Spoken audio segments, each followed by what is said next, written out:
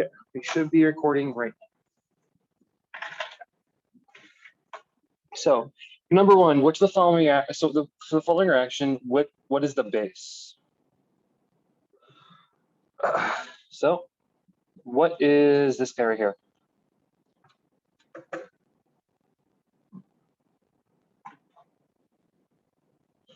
Anyone know what that molecule is?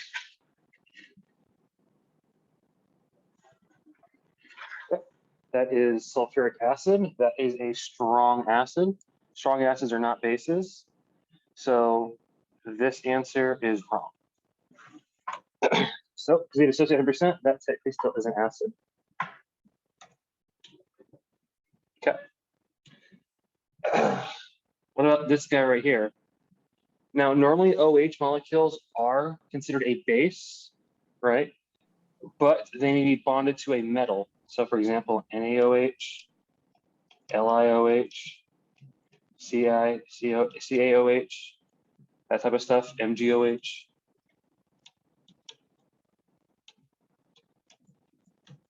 When they're like that, they're considered bases. When it's like this right now, it's not considered either one. So the true base in this chemical reaction is going to be water. Because water can act like an acid or a base. That's why water is the correct answer. Anyone have any questions with that one?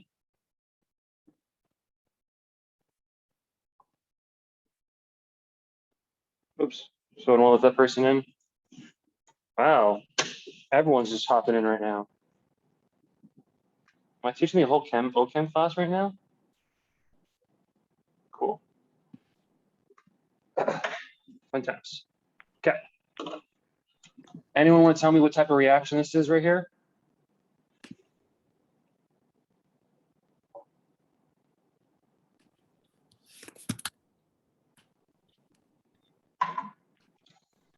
Good, it's elimination.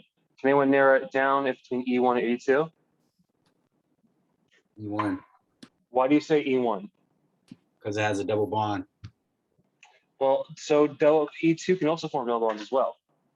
All eliminations will form double bonds. You have to look at the solvents. And since it's right here, they're pretty much the same thing.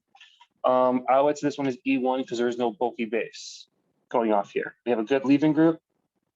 So I would say it'd be E1 because there is a nucleophile here. Not a strong one, but a weak one.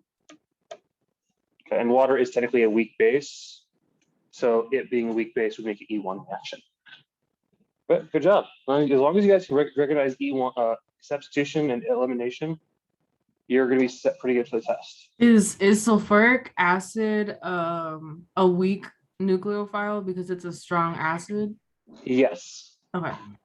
Exactly.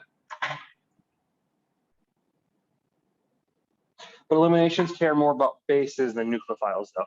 Substitution cares more about nucleophiles than bases. You should actually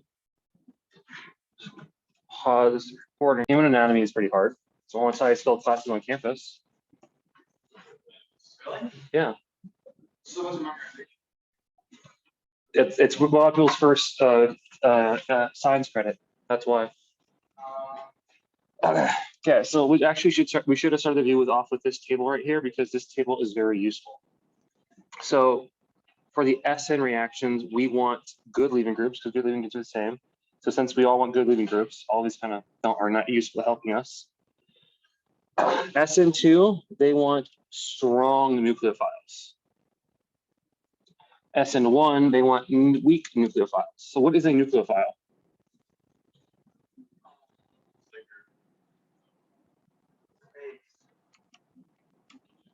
And this type of equation right here with HCl, when the L leaves, it's going to act like a nucleophile because it's going to take the electrons, right? Because it loves the electrons, right? Negative charge guy. However, when Cl wants to bond with something, it's going to act like a nucleophile because it's going to give away its electrons. So nucleophiles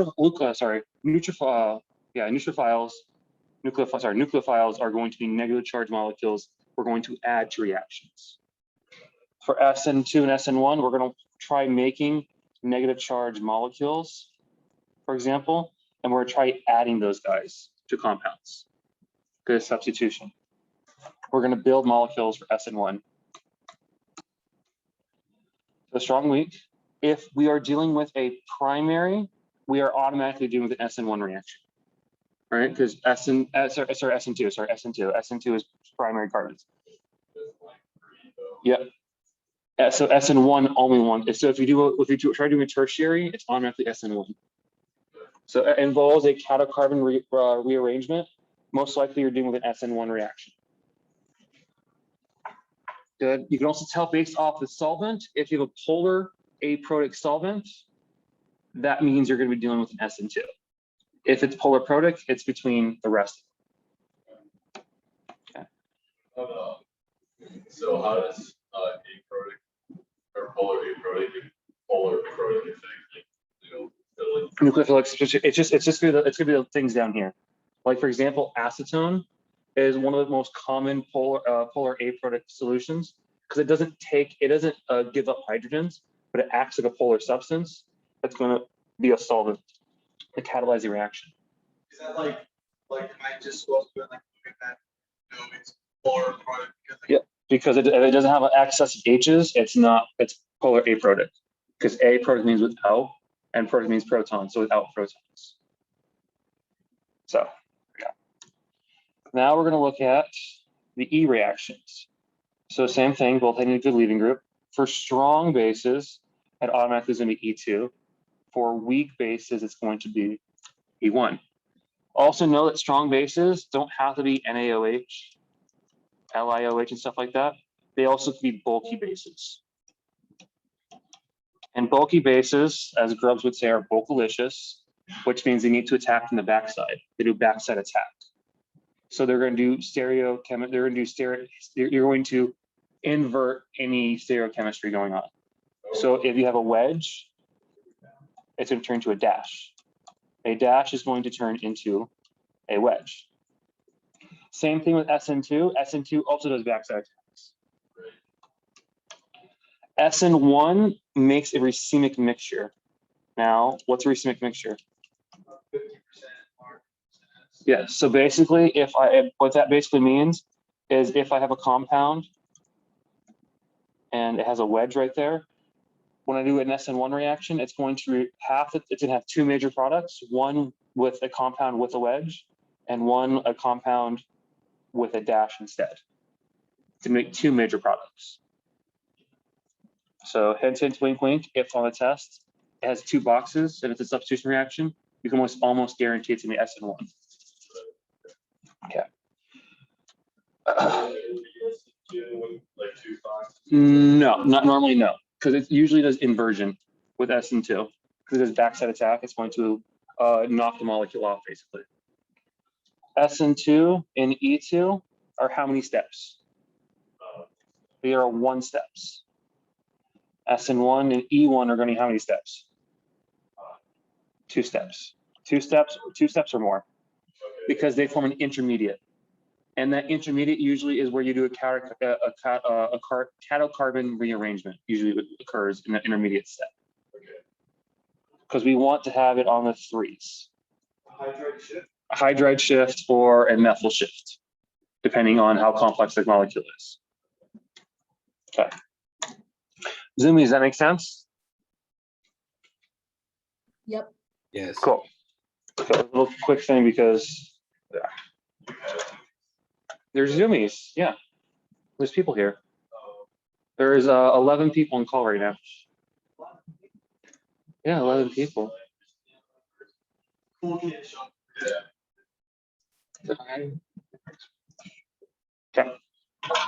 So here is question 2 from the exam. An amine is typically a poor leaving group.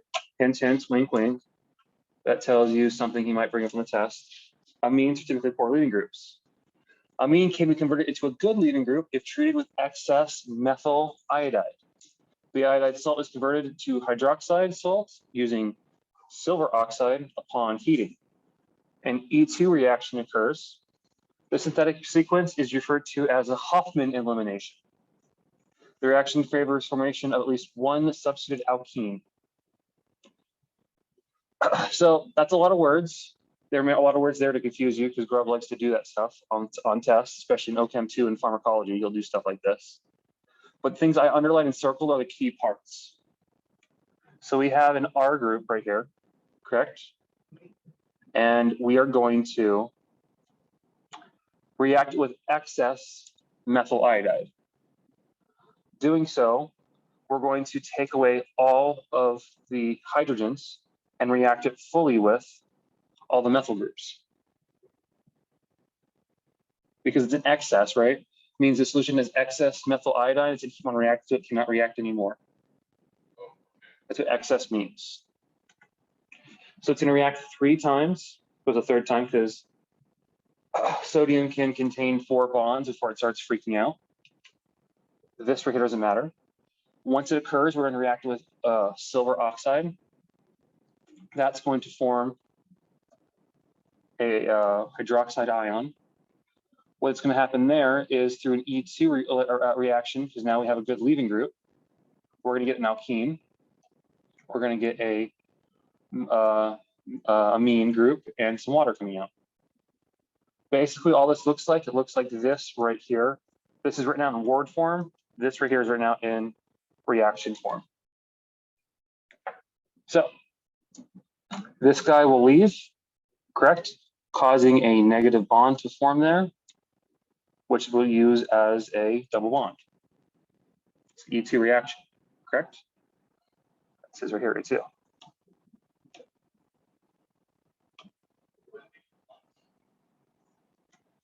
No, because it's going to eventually take everything. And to form double bonds, you need to make a negative charge. What's going to happen here basically is it's going to eventually pull hydrogen off the molecule to make water a leaving group, to make a negative charge leave. That's what's going to happen eventually. Also, it's a positive charge right there. It's also going to eliminate itself. The mechanism really doesn't matter as long as you can read the mechanism and understand how to apply it to a similar question, which is this stuff down here. So it's the exact same setup here, but our molecule looks a bit different. Correct? Okay. So in this equation right here, did I add any carbon to my molecule? Yes or no? No, I didn't add any carbons, correct? So why would I get more carbons in any of those reactions right there? So if you notice real quickly, you can just do that real quickly and look at it. There is no additional carbons, so anything with additional carbons is basically wrong automatically. Does that kind of make some sense? That's one way of doing it. Another way of looking at it, right, is before we removed the amine group, but now the amine group is part of my hexane. And what's special about hexane? Why is hexane very important in organic chemistry? It's the most stable element ever, right? Stable like structure, right? That nitrogen is kind of like in being an imposter for carbon, but hexane doesn't care. It's still a hexane molecule to it in organic chemistry sense. So we cannot eliminate that methyl group, that amine group, right? It'd be impossible to do so. So that's why we had to keep it, right? So the only thing we can break off is the bond that is bonded to that carbon right there. And that is where the negative charge appears from. Correct? Because remember, when the bond breaks, it's going to go towards the amine. So that's why E is the answer. That kind of makes some sense how to work through it? Probably, most likely. I'm just doing the exam questions to see the hardest versions he could ask. The practice questions he goes over on his Monday review sessions are more likely to appear on those. So week 10 reviews, stuff like that, are more likely to appear on the quiz tomorrow. which I went over yesterday. But yeah, yeah, but we can go over it quickly if I have time. Well, someone was in a meeting. Yeah, I didn't know that's what you guys were doing. We were just saying, asking about the exam, but we realized we were doing the exam. And we're doing the exam today. So that's number 2. Any questions on how to do number 2? No. Okay, cool. So we have this going on. So we have here which one is the major products. So let's look at number 1. Okay, number 1, we have this NaOCH-CH3, correct? And do we have a good leaving group somewhere on this molecule? Yes. Where? The OH. Does the OH leave? Well, that's not how any reactions work, correct? So probably 1's kind of weird. So we're going to skip it now because it's kind of acting kind of weird. Let's go to number 2 then. Do you have a good leaving group number 2? Yeah. What? BR. BR. So BR is going to leave. That's. Uh-oh. What is going on?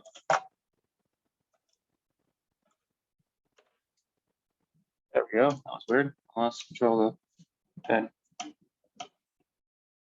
BR is going to leave, right?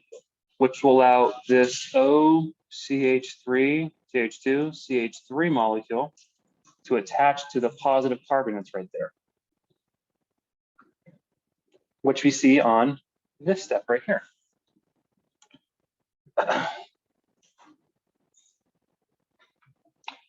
So up next, we have this guy right here, right? And NH2, oh, that's sorry, it's N2. So NH2 is going to act like an acid, right? It's going to want to pull one of the hydrogens off. What is the most acidic hydrogen of this molecule right here?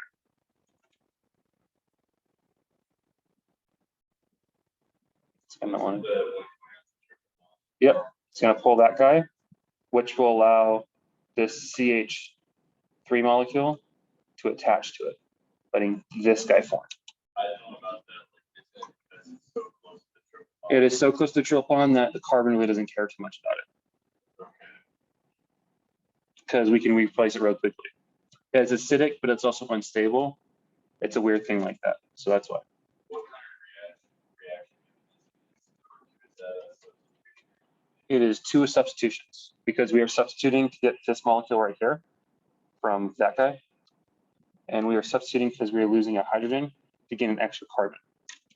So it's 2 substitution reactions working together. You wouldn't classify the second part of that as acid-base. He wouldn't, but I'm just trying to explain what would go on. Technically what's going on, you're technically substituting it with this hydrogen right here, that methyl group, right? So he wouldn't consider it an acid-base reaction. He would consider this a nucleophile. So that's what you consider it as. And since it's on a primary carbon, this would be a SN2 reaction. And since this right here is targeting a primary one too, this is also an SN2 reaction. Because we didn't do a carbon cation shift, right? Because we targeted a primary cation. Correct? When the bromine leaves, it's going to be on a primary carbon.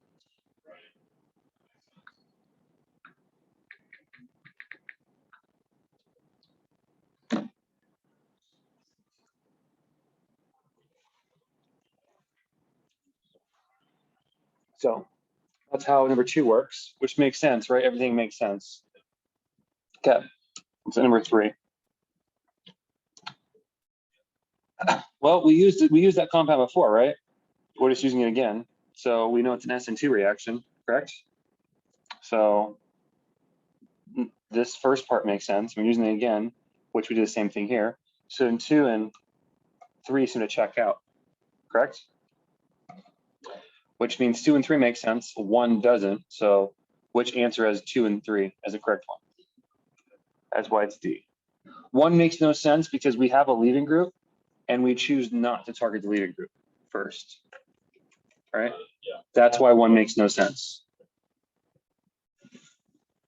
We also have a setup, have the exact same setup as basically both these guys right here, and we do nothing with it. So we set up an SN1 reaction and don't do an SN1 reaction. So it makes no sense.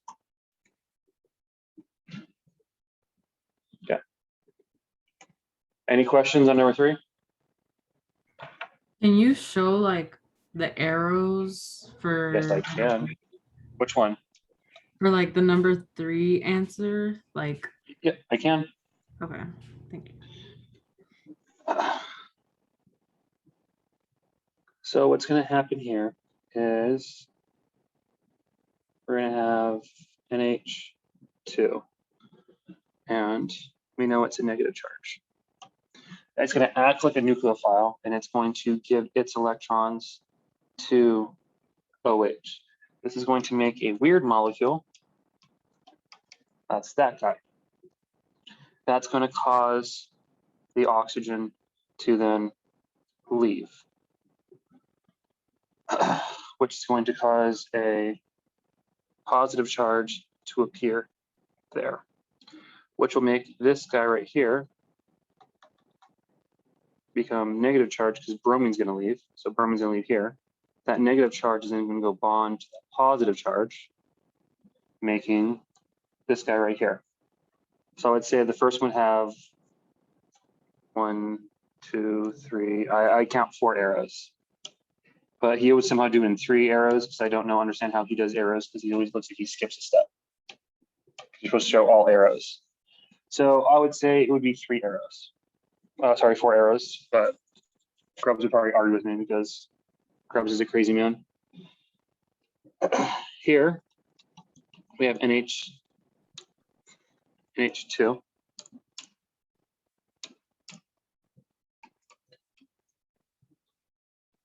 All right, negative charge. We're going to steal the hydrogen, leave with the now ammonia group I made. That's going to leave a positive charge on the primary carbon. CH3 is going to leave the iodine, making it a, yeah, making it positive. That right there would be negative, my bad. Negative right here. And it's going to react with the negative charge, letting you make this extra methyl group that appears right there. So I'd say the second one also have 3 arrows. So I'd say in total, step set would have 7 arrows. So that's what I would say, at least. Okay, I'm just confused on how, like, because you said the OH leaves, and then like in the second product, like the O is back in that. Oh yes, my bad. Sorry, I didn't. Yeah, sorry. The OH doesn't leave. The H leaves. Whoa, what's going on there? Sorry, my bad. My bad. I misspoke. So what's going to happen here is the hydrogen is going to give up its electrons to oxygen. No, yeah, making itself positive to attach to the methyl group here, leaving you with an OH group, correct? An O, negative O group. This CH3, CH2 group is going to be positive charge, and that's going to want to bond to there. That's what happens. So that's why it occurs in 3 arrows. There you go. Okay, now Thank that you for makes catching that. My bad. Thank you. Any more questions on number 3? No, not really. I just really trying to know when you have the reaction. Just like the eye, they're the ones who come up. I just didn't understand how to use those. So this right here. Yeah. So that's the solvent. So first, how it works is, first, number 1 is going to react, usually making a leaving group occur. And then step 2 occurs. And the step 2 is what caused it to occur. If there is no step 2 and step 1, the molecule itself is going to do both things at once. So that's what's going on here. Like this guy right here. Yeah. There's no 2 steps all happening in one considered step. But when I say 2 steps, it's not like an intermediate step, like an SN1 reaction, right? It just occurs, this occurs first, then this occurs. Yeah. They usually occur simultaneously. Okay, any other questions on number 3? Yeah, zoomies?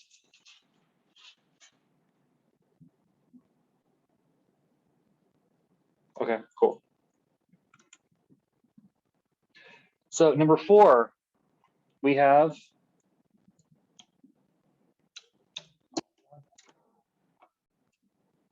weird. Okay. We have water. What is water? It's It's a weak base, good. But also could it be too? A weak nucleophile, good. We look at our reactions very quickly right here. Do we have any double bonds? So if we're not going to do double bonds, we're not going to do E reactions. So what's left? S. Good. Is this a product or aproduct reaction? Does water have hydrogens? yes. So it's product. So it means we're going to do a SN1 reaction. And what makes SN1 special? It makes what? Racemic mixtures, which means we're going to have 2 major products here, right? One's going to be a wedge, one's going to be a dash. Does that make sense? Zoomies? Yep. Cool. So this molecule right here, where's my good leaving group? Okay. Do I even touch this methyl group right here? Do I touch it? No, there's a reason to touch it, correct? So we don't touch it. So we do the ones so right here, these guys are wrong because they're touching the methyl group. So automatically these are the only 2 left. That's how I would approach the question, knowing that SN1 is percent mixture.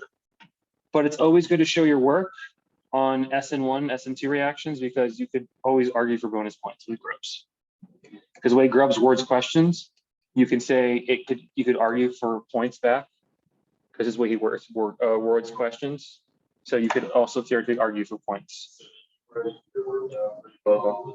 Yeah, you have to, because he'll also come around and check the work sometimes. So make comments on it.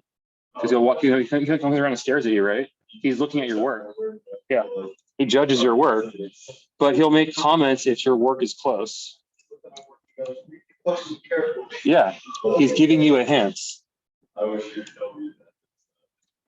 So with bromine here, bromine's going to leave, right? It's going to cause a positive charge to form here. Now, we're not going to do a normal cation shift. We normally would, right? So technically, I would say all of these would wrong. I don't know why we don't do a cation shift, because technically it's also a product. But we'd do a hydride shift without hydrogen here and replace it. We would normally to make it a tertiary carbon, which is very stable. But we don't do that because he tells us not to do that in the question. Yep. Because technically there would be 3 major products where that's also one of the options too. No. Technically 4 major products. But he's only making us pick 2 of the major products so far. So the positive charge is going to appear onto this carbon right here. All right. Is water polar or not polar? So it's going to, the negative electrons are going to want to kind of get pulled towards this positive charge, right? So we're going to get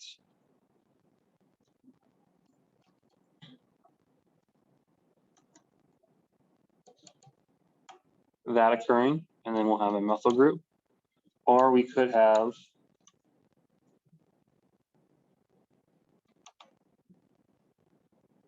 a wedge form,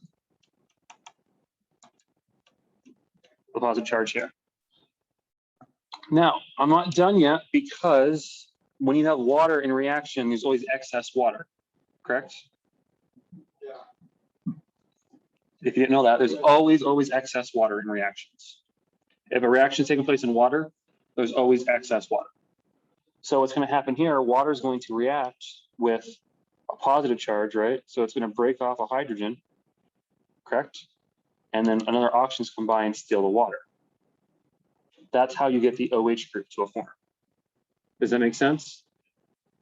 Does that make sense? Yeah. Yes. It's deprotonization. You're deprotonating the water group.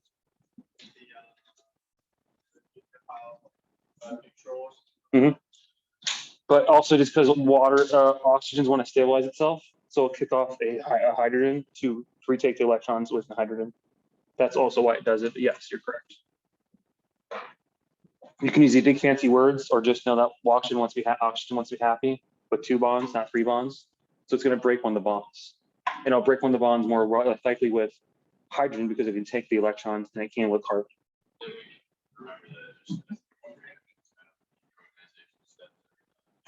With water, yes. So They don't always know. What we take away from this one is know that SN1 reactions always make racemic mixtures. That's the big takeaway.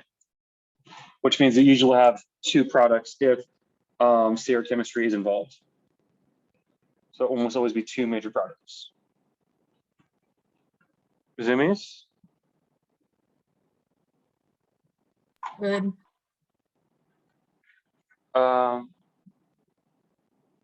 What do you mean, Athena? It does have a better carbon attached to it. It has better carbon to attach to. That right there is a tertiary carbon. That's a way better carbon than a secondary. Yeah, but I thought you can't put a cation on something that already has something attached to it. Yeah. Like that. You can do a hydride shift. We've done it before.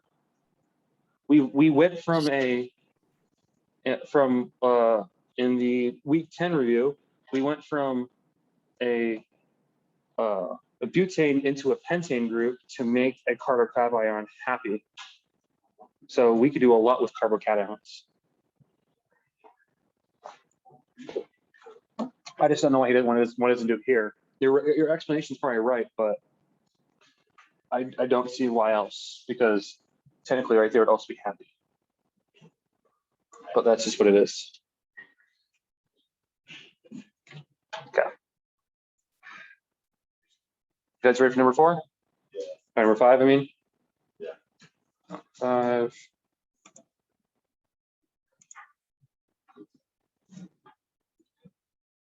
I did. I have to upload it. I didn't get home until midnight, and I just didn't have a 7 a.m. So I just crashed and woke up, and then yeah.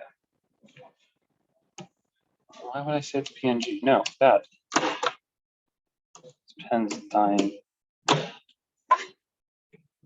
Okay.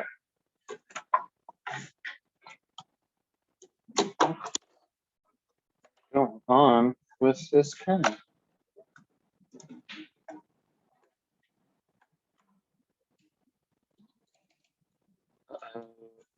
Good.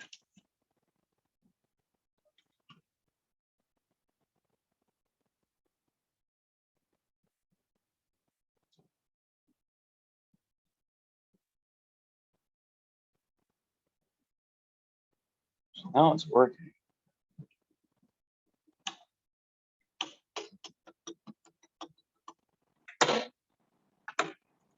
Oh, that was bad.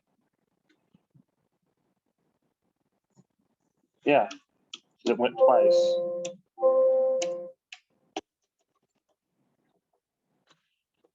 Someone's been putting sanitizer on the screen again. Some instructors don't understand that touchscreens you're not supposed to wipe up with sanitizer. So it's making the computer not want to do mouse sometimes. Oh God, that's way off. Sorry guys, give me 1 second.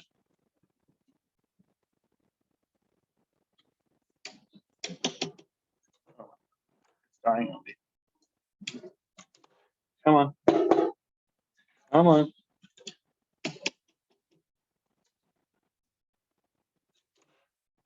You can do it. You can do it, Matt. You can do it, little tiny device.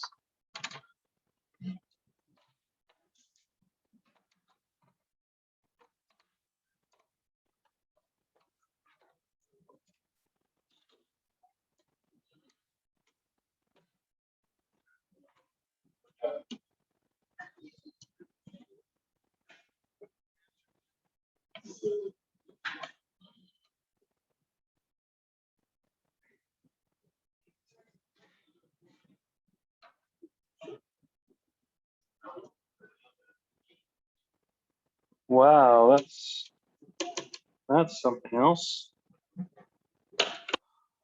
Seriously.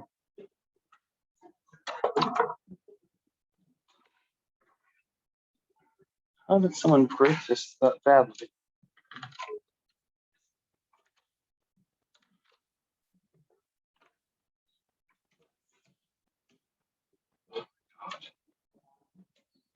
Come on, do your thing.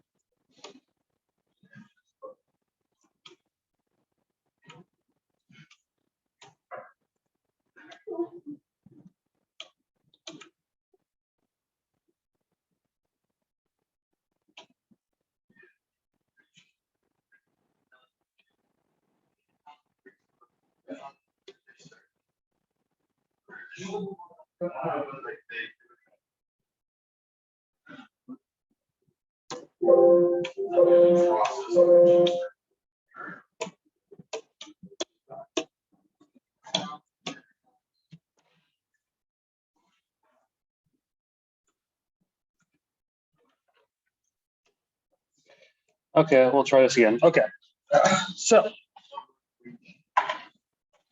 here we go. We have an unknown product, and we do this with a double bond. We make a double bond. What type of reaction is that? Elimination. So, an iPhone's in waiting, sure. If that person does anything, kick them out. So we're going to eliminate something, correct? Are we touching the methyl group at all? No. So I don't care what the methyl group looks like, correct? Because technically it's all the same, so it doesn't matter. What I care more about is what the leaving group looks like, correct? This guy right here, that is a bulky base. A bulkalicious base, as Grubbs would say. So bulky bases tell you what type of reaction is going on here, E1 or E2? E2. And E2 do what type of attack? Backside attack.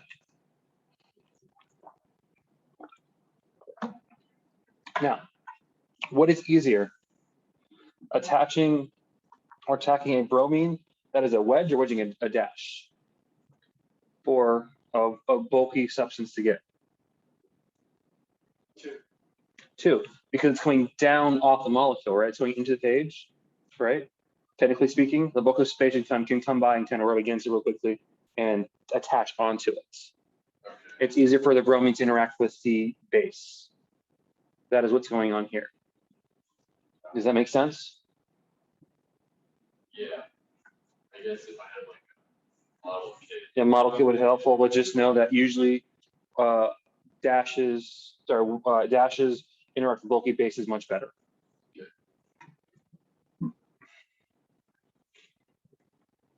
This also right here is also axial. If you were to draw it into chair conformation, which I don't know why you would, because chair conformations suck, right? But right there is simply axial, which is easier to cleave off than a vertical. Yeah. Yeah, that's where, my bad. Yeah. Okay. Because that's axial going down in a chair conformation. So the answer is going to be, major product would only be B. Zoomies, any questions? How to approach that one? Here's your. I have a question. So it's it's the major product because it's to attach? It's not the major product, it's the major reactants. The only way to get this guy right here. Oh God, sorry. Why is the pen not working? Come on. Come on. Sorry, give me 1 second.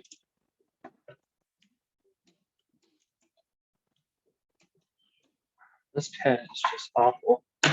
Give me a second. I'm gonna go to a steel pen in the room. So give me 1 minute.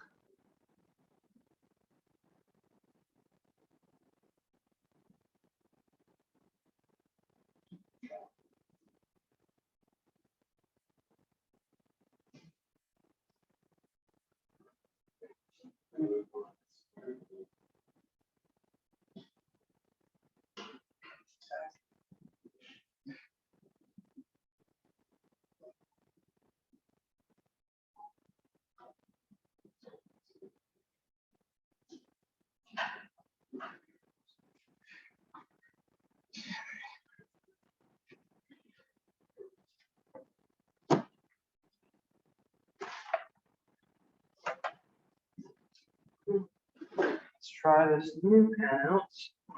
See how that. Leaving already? Oh.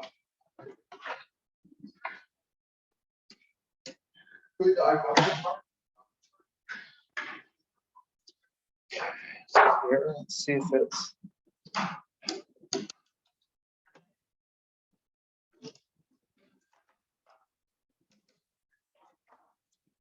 Let us know at all. What then? That's-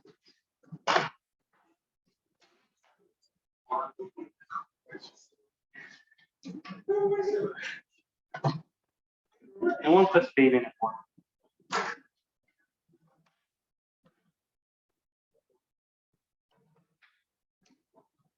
At least this kind of works. Okay. Sorry about that. I'm back. You guys hear me?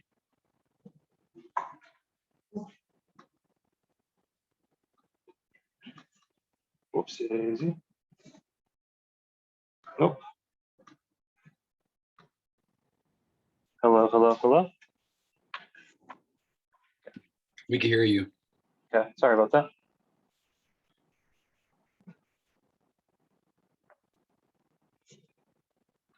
I think you said which one is? It's not a bulky base? I'm pretty sure it's a bulky base. The two we needed to know was KOT butyl and LDA. Okay. Do you mind going over this question again though? Sorry. Yeah, I can. So you're looking for what this mystery symbol right here is to make only this major product, correct? That's what you're trying to do. So can you have stereochemistry with a double bond nearby? Yes or no? If I were to draw this right here, could this physically be possible? Could I have a wedge with a double bond next to it? Yes or no? No, you can't. The reason being is that double bond right there prevents rotation in that way. Yes. So you can't rotate the double bond right there, right? So that's going to help eliminate some things, right? Which is why technically you can have one as a reaction. It's too close to it because they're both right on top of each other, right? They're both going up, right? So this base right here would interact with both, theoretically speaking. It could interact with both because they're so close to each other. It could.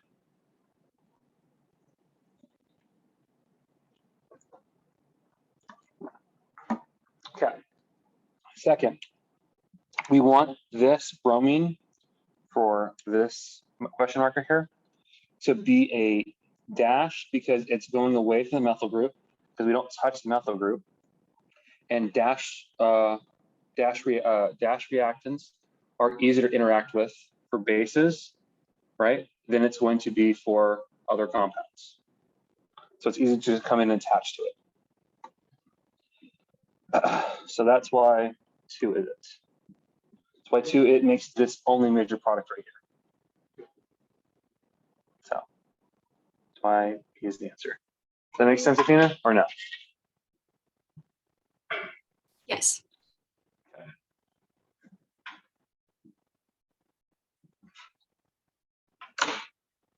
Zoomies, got questions for me?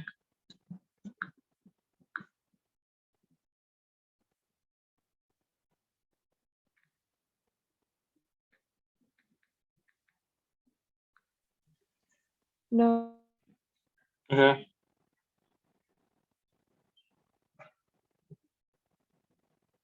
Cool. Okay.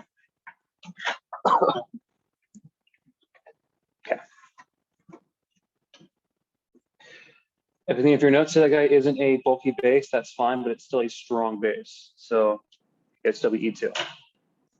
I just think it's bulky base because it's a really big molecule.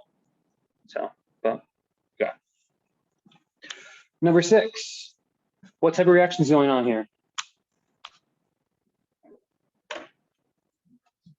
What am I making right here? So you can only eliminate half the answers, correct? Or eliminate half the answers. So now we decide between E1 or E2. I don't know, is it? OH is a strong base. Yes, only when it's what? OH is only a strong base when it's bonded to like a metal or something, right? Or in a carbon structure. That alcohol right there, that's an alcohol group. That's not an OH group, it's an alcohol group, right? So it technically is a weak base. Because what's going to happen is, what's this guy right here? So it's going to protonate that guy right there, making what? There's your base. That's how you get your base, is making water. Because this right here is a strong acid, right? It's going to associate 100%, right? So you're going to, every time you have this molecule, you're going to be making water. So now the solvent is theoretically going to be water, theoretically speaking. Because all these guys right here will do acid-base reactions is donate hydrogens, correct? So your solvent or your base is going to be water. Water is weak, and weak bases are going to make E1 or E2. So that's your answer, is E1. Does that make sense?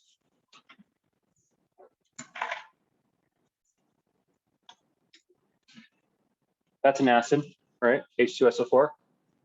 HP3O4 is also an acid. And we know for E reactions, we need bases. So the only way to make a base is by making water. Yep. Water becomes a base. The OH becomes a leaving group by making water. Oh yeah, then it pops off. It pops off, yeah, then it goes. But remember, we have only acids in solution, right? So we're gonna probably have a lot of this stuff in solution, which means we have a lot of water. So eventually what's gonna happen is you're just going to have you're just gonna have right here is gonna leave, correct? So this positive charge, it's gonna interact for so much time because water is using a base. You get a double bond off of it. So that makes sense to me? Yes. Cool.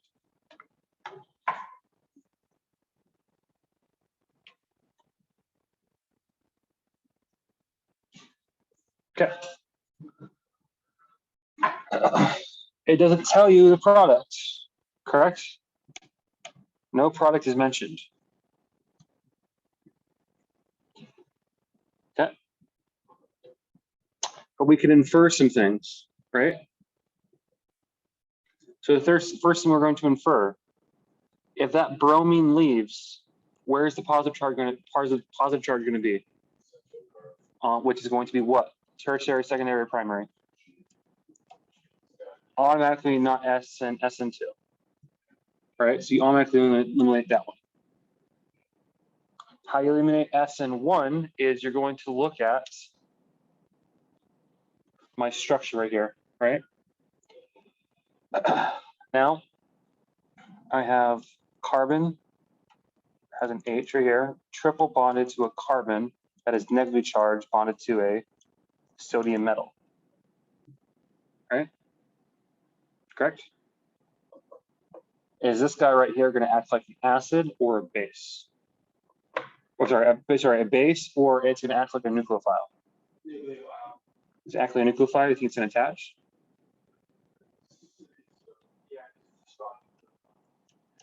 It would be, correct? Can you rotate it electro bond at all? That would be a bulky nucleophile, right? Which would make it SN2. But since we are only SN2 if it's on a tertiary carbon, right? It can't be that. So what's the only option then? If it can't be a nucleophile, it has to be what? A base, right? And then since it's a base, we have to figure out it's a strong base or a weak base. So what do you guys think? Is it going to be a strong base or a weak base? It needs to be a weak base. Why do you think it's weak base? It does. It's almost a perfectly stable carbon, right? So it's going to fight for a hydrogen as much as possible. So it actually is a strong base, making it E2. So check. That makes sense, Sumis? Yeah. Cool.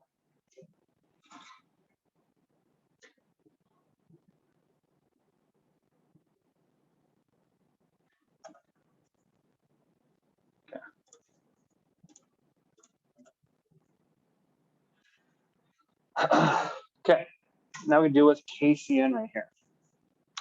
So which one is the most reactive KCN? Which one's the least reactive KCN? So KCN, what is that?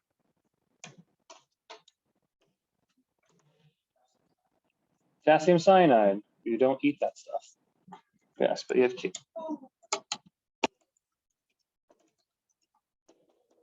Was working. Now it's not working. What is going on with my technology? Cool. So we're with the pen, my mouse for a little bit. Sorry for bad handwriting. We have KCN. Now that K is not really going to be there because K is technically not organic molecule, right? So our real structure is going to be this instead. C triple bonded to an N, and the C is going to be negatively charged. Correct? There we go. So C wants 4 bonds, nitrogen wants 3 bonds. Be happy. Okay. So knowing that, is this guy going to act like what? It could act like a base, or it could act like a nucleophile, right? It could act like either one. You notice a lot of our things are going to be on primary carbon, so it's a possibility. Correct? Now, which one of those guys is the best leaving group? The third one. Why do you say the third one's the best leaving group? Huh? There's an F on it. This one has 3 Fs on it. This guy here has 1 F on it. You're correct, though. This guy is number 1. It's the most reactive compound. This guy right here is going to be a good leaving group eventually, because what's going to happen is it's going to want to break its bond off to make sulfur happy, right? So doing this, because sulfur formal charge is, what is the formal charge of sulfur? Anyone know its valence electron? Is it 5? I believe so.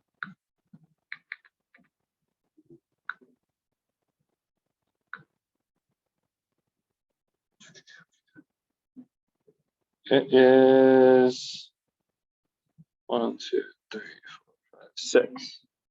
Is 6. 1, 2, 3, 4, 5, 6. Okay, so sulfur's gonna have, sulfur wants 6 bonds, right? Which it has 6 bonds, so sulfur's happy, right? It's this oxygen molecule that's not the happiest thing ever. That's why it's gonna pop off and steal the thing here. The oxygen has 2 bonds, right? But it would rather bond with a hydrogen or something else like that. That could be in solution, right? So it's going to leave eventually, if need be. And caseins get attached to it. That's why this guy is 1. What about F? Is F a good leaving group? No. So that's gonna be your worst one. Lastly, this would be number 2. Correct? Because eventually what's going to happen is, could this guy right here do resonance structure in which that double bond moves towards this oxygen, right? Making this structure. Oh God, why is the pen not working? It was working 5 seconds ago.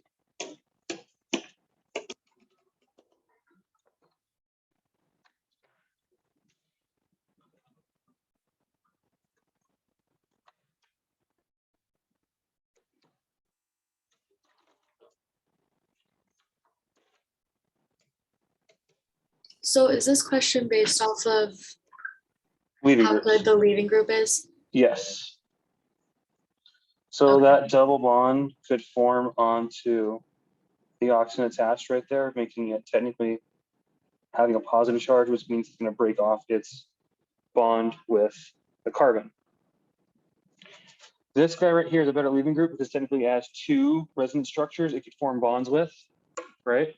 Making it twice as likely to have resonance structure than the middle guy. That makes sense? So there's 2 double bonds there. So that's why it's going to want to leave better. And this guy doesn't want to leave at all because fluorine sucks at leaving. But yes, that's how I would approach this question, is figure out the best leaving group.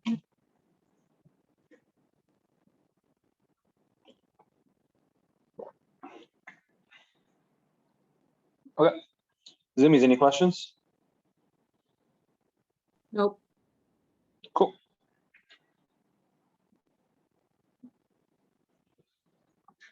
So we keep coming back to number 9. So most likely a question like this could pop up in your guys' test. It pops up in this exam 3 times already.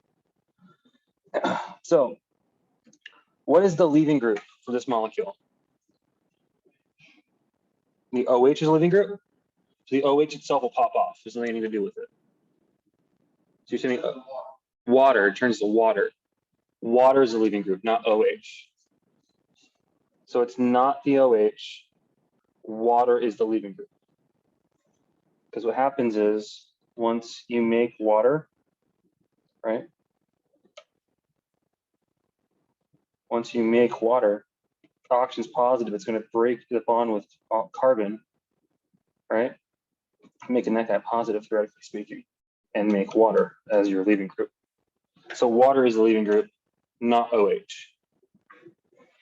Okay, does that make sense? Zoomies? Yeah, that makes sense. Wait, where does it get the extra hydrogen again? From the acids.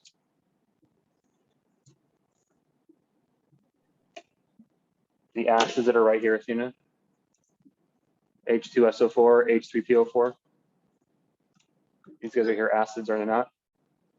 So those are going to donate the hydrogens towards the OH group, correct?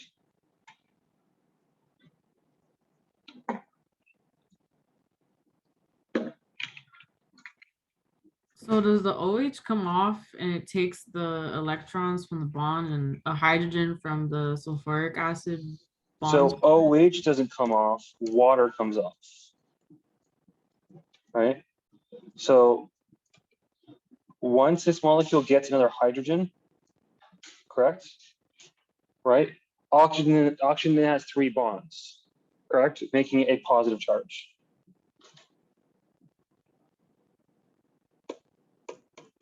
Oh, wow. This is wonderful. Okay.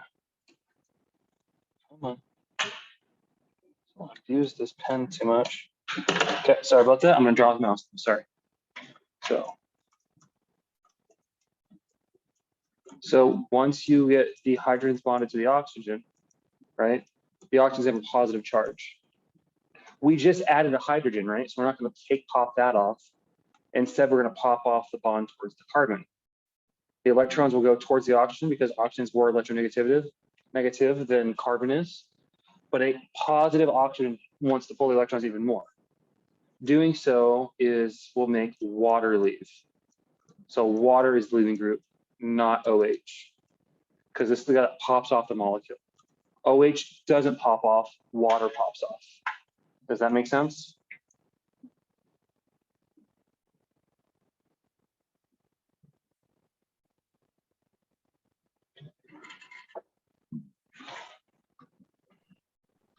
So just to get this straight, OH is always a bad leaving group, so it wants to turn into water, correct? Yes, because water is a good leaving group.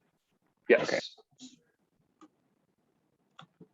OH itself will not leave. It's a bad leaving group. Turning it into water will make it leave. Okay. Got more questions for me?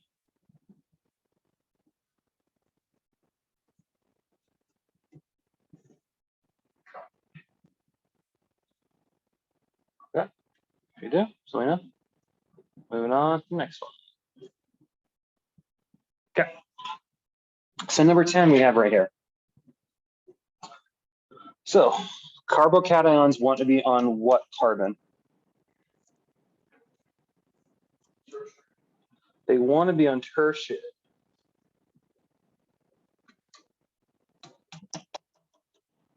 Just unplug this and just plug it back in. What is wrong with this stupid?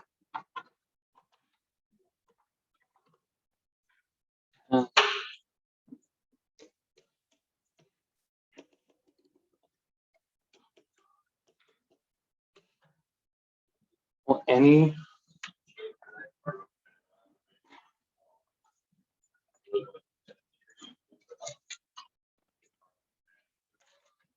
yes, that would be good. Benzoic is always the best, followed by allylic, followed by tertiary.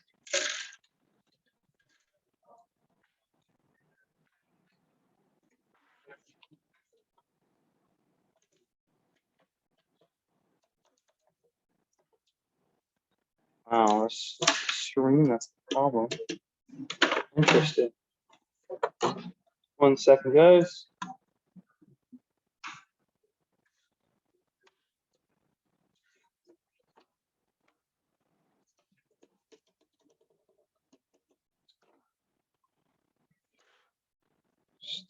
Freaking pen.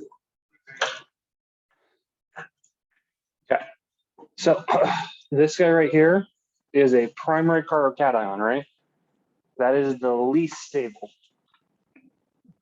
So right here is going to be the least stable carbocation. Because carbocations want to go from benzoic, which is coming off benzene. Then it wants to be allylic, which is near a double bond. And then it wants to be on tertiary. Okay. What's the difference between the first one and second one? Good. Which one is more stable? Nope. First one is. The oxygen has what on it? 2 lone pairs, which can do what? It can use those lone pairs to make a double bond. Resonance structure. Resonance always increases stability. So it's 1, 2, 3. That's why it's 1, 2, 3. Because the first one can do resonance structures to stabilize the molecule.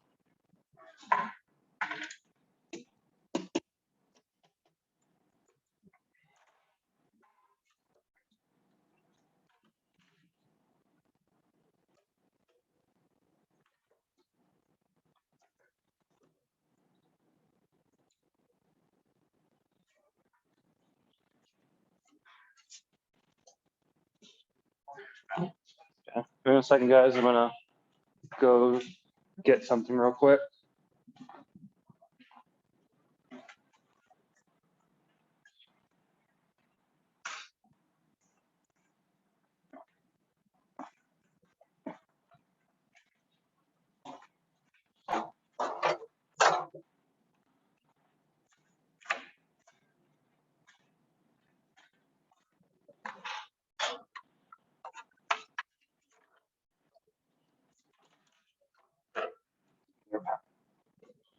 See if this works.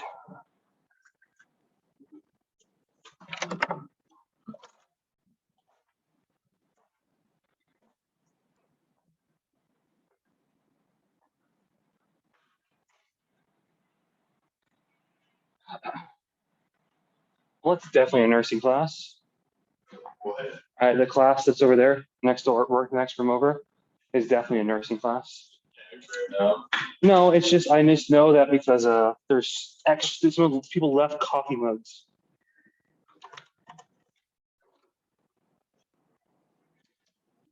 Oh, it works. Beautiful. It's so beautiful. Okay. Zoomies, any questions in number 10?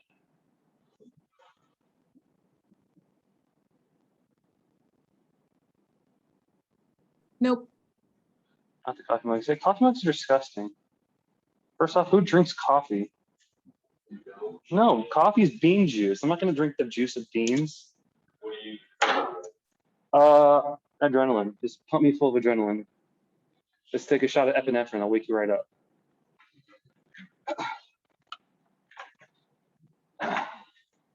I usually get caffeine in water, like little caffeine tablets. Just pop caffeine tablets. Because that's what your body wants is caffeine. Yes. Yeah, because it's pure caffeine. I take, well, it depends on how early. At 7 a.m., I take 2. I have not taken 3, though, but I've not tried to pull an all-nighter in a while. That's terrible. So is drinking coffee. Coffee is delicious, though. Coffee is not delicious. Do you add creamer and sugar to your coffee? A little bit of creamer, that does the trick. Yeah, if you don't like coffee, then you're not drinking coffee black, which means you're not liking coffee. You're drinking the creamer and milk. See? To each their own. Okay. I'm letting you know. I don't like bean juice. Okay. So now we're doing number 11. So that molecule right there, that's methanol, correct? Methanol means you are going to do E1 and SN1. You're going to do both. Because unless he tells you specifically which one you're going to do, you're going to do both of them. Because methanol is going to be a weak base, right? And it's also going to be a weak nucleophile, depending on what's going on. But we're going to treat it both. So first off, bromine leaves, correct? Because bromine's a good leaving group. That leaves you with, oh, it feels so nice I can draw again. Well, I had to go steal a pen from the nursing area. Okay. There's a positive charge. Now, let's just say it attaches, correct? All right, let's say we don't do a hydride shift, right? And we attach the OH, we attach the CH3O group, right? To that molecule, right? Doing this, you can get 2 major products.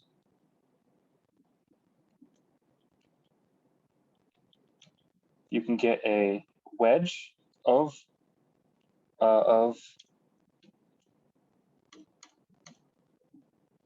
that, or you can get a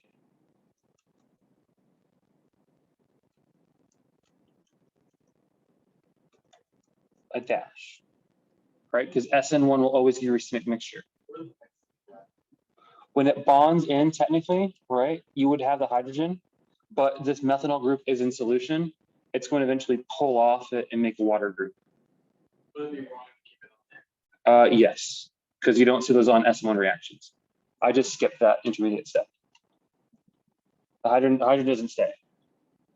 Hydrogen pops off. It's because it's going to react with the solvent in solution constantly. But does it make sense that you would get these 2 guys right here? Yes or no? Yes, I can.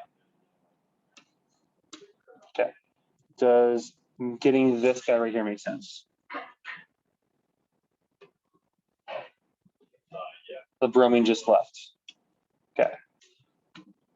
The O is going to be attracted to the positive charge left from the carbon, right? The O attaches, which is why the O attaches here. Technically, the hydrogen would still be attached with a positive charge, but eventually going to knock the positive charge off with hydrogen to make the oxygen happy, because oxygen doesn't want that third bond, right? So it's going to kick off the hydrogen, which is going to go do other things in solution. So that's why you would have, and since it's an SN1 reaction right now, we're treating SN1 right now, we're going to have a wedge and a dash. Does that make sense? Okay. That's 2. Correct? Okay.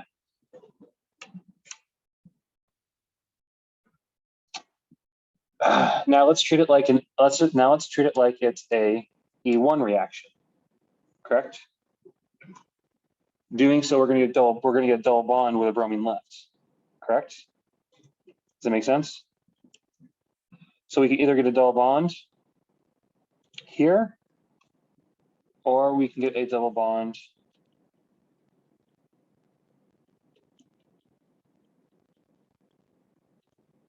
on that carbon, right? Because you can go either or, right? Because the double bond can go here or here when the bromine leaves. Why can't it go on that or does those two kind of Right here, yeah. it would kick off a hydrogen, but it can do that.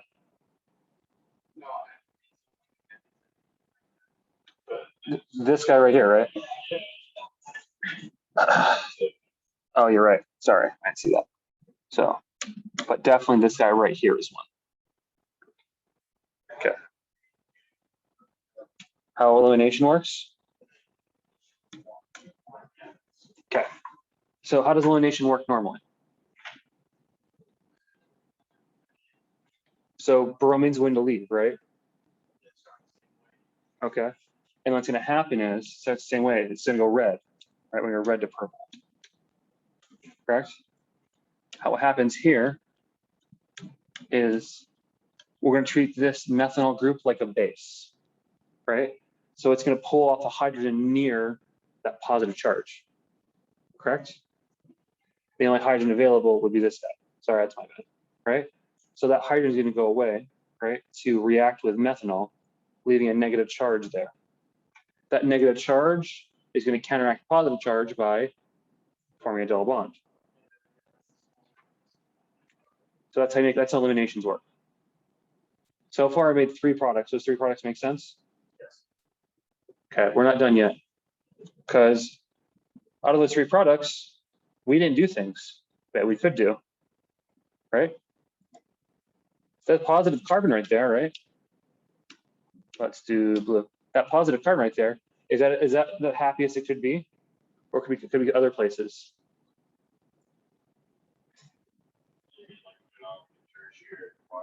Yeah.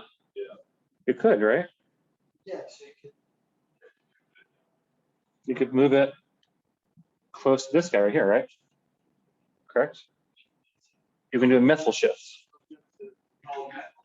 You can do a methyl shift. Because is butane stable at all? No, butane is not stable. Butane is close to propane, and propane doesn't want to exist. That's why you can grill your hamburgers and hot dogs. And that's why you're not supposed to do stuff with it. So it's going to do a methyl shift, replacing there. You're going to get a weird compound, the methyl there, correct? And then you would get that guy right there, the positive charge right there, correct? Because I just took my 3 carbons, 1, 2, 3, from the butane and kind of broke it off. It's missing this guy, right? That guy right now is here. I still have my 1, 2, 3 carbons that I need to draw. So you get a little tiny, well, a little pentane with a little arm coming off. Does that methyl shift make sense? Okay, and you can do that because butane doesn't want to exist. Because propane is, well, not propane, sorry. Pentane is more stable than butane is. Now, if I do an SN1 reaction again, correct? Yeah. What's up? Did you do two hexanes? Like two hexanes? Can I do two? Can I make two hexanes? Can you make two hexanes? But you need to do shift two hexanes. You think I can make two? You think I can make two hexanes here? How would I make two hexanes? No, I mean like this is just like a theoretical situation. There's two hexanes. But that would be the same. Plus. You would not break. You can't. You cannot do methyl shifts with hexanes because hexanes are so stable, right? That they're not going to want to break. We can't break hexanes up because they don't have any ring strain. Doing so would add ring strain to a molecule and would shift immediately back to the hexane. So it would not be a major product. So, okay. But does making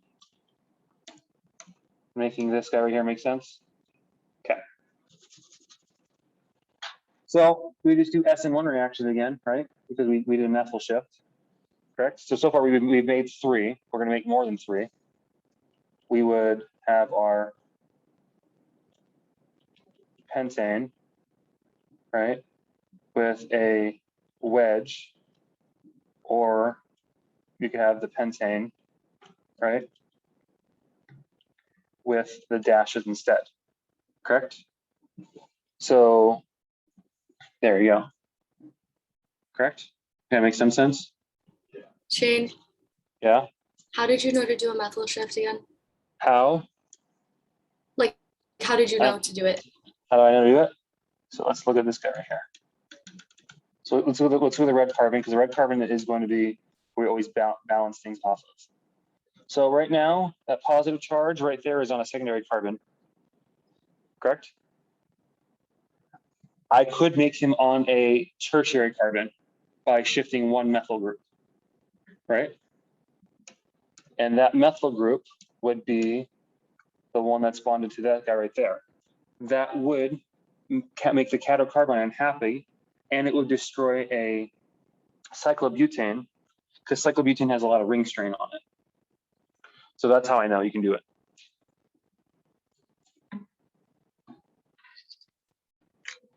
Because we're trying to make it as stable as possible, right? And we're trying to get a tertiary.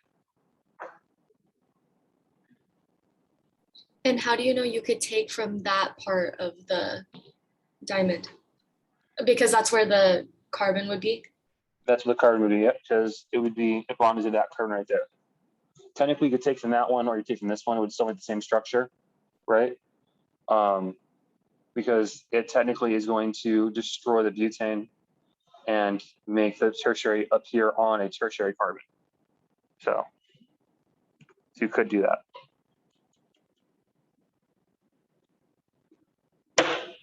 Question. Yes.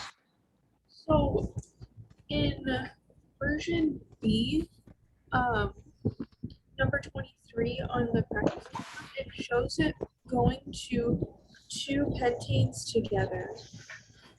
23 on part B. Ah, here we go. Oh, what? Why would he do that? What? I don't like that. Also, he changes a thing up because the answer is 6 and he doesn't have 6 up there. So For 23, I think that was only 3 because that's only the elimination. yes, you're correct. There's 3 elimination and 3 substitution. You're correct.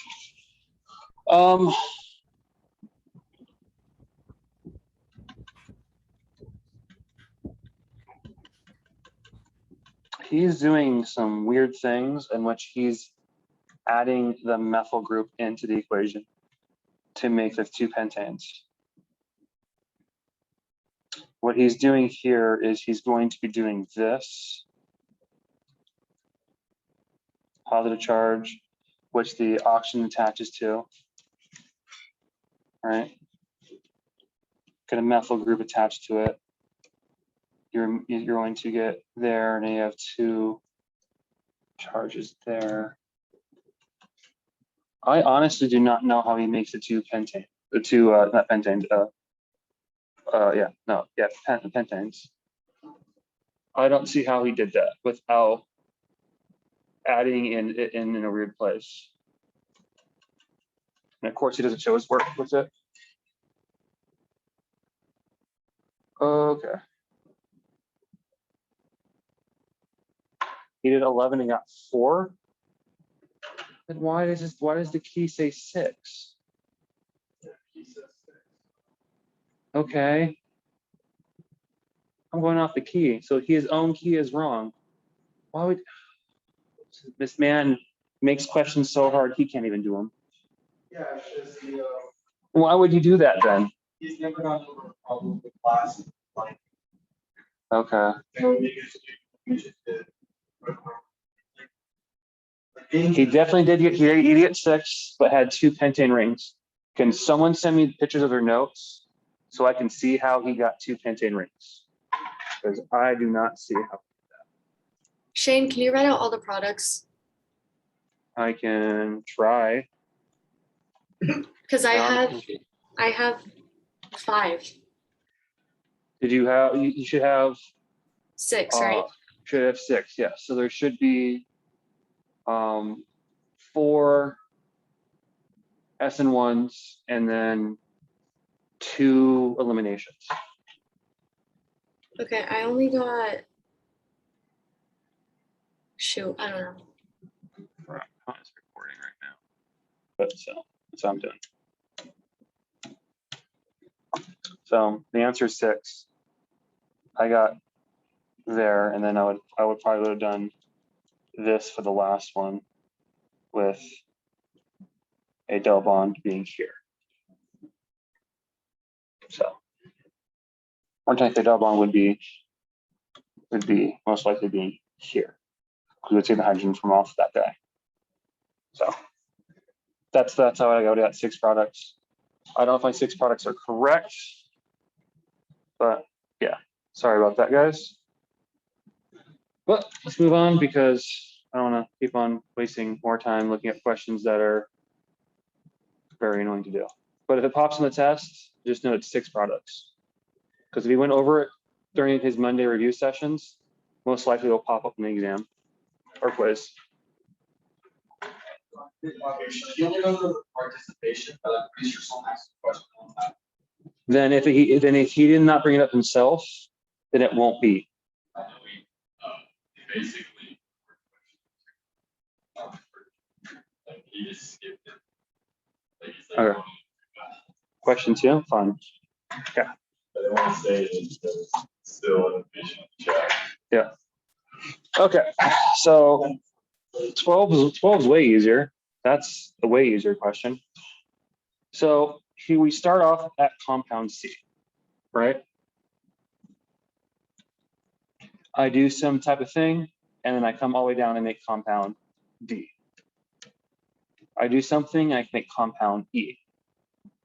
At equilibrium, which means after everything is said and done, right? Which one has the lowest energy level? C, D, or E? D has the highest, right? Which means it's going to appear the most. Because it's the lowest energy, right? So it's going to give off energy. So that's why it is the most made compound.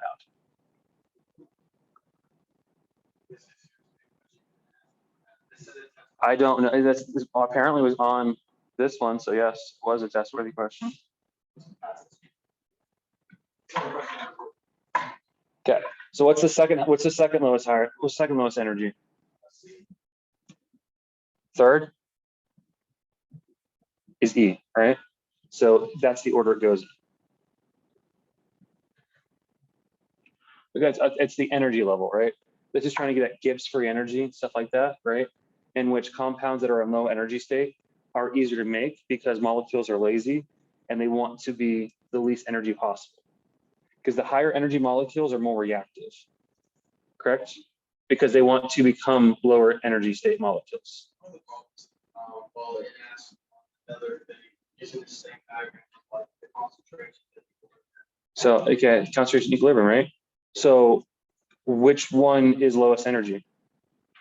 So you would have the highest concentration of D at equilibrium, then C, then E. So it would be the highest concentration, second highest, third highest. With the same order because D is the lowest energy. Yeah. Fun times.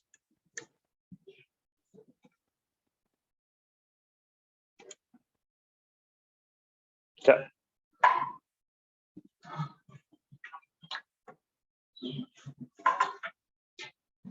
So what's going on here?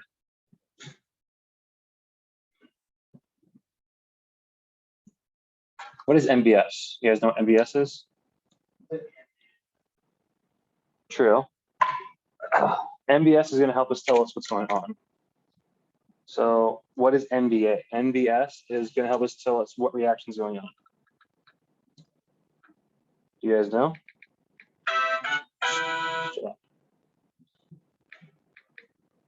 Does it like add a bromine? It adds a bromine. Yes, it adds a bromine. Good job. MBS is going to add a bromine. So it's going to add a bromine near a double bond. Correct? So MBS is going to add a bromine to a double bond. It's going to add a bromine to either top one or bottom one, but they're mirror images, so they pretty much are the same thing. So MBS is going to add a bromine near a double bond for hexane. Good. Oh God. Well, now you know.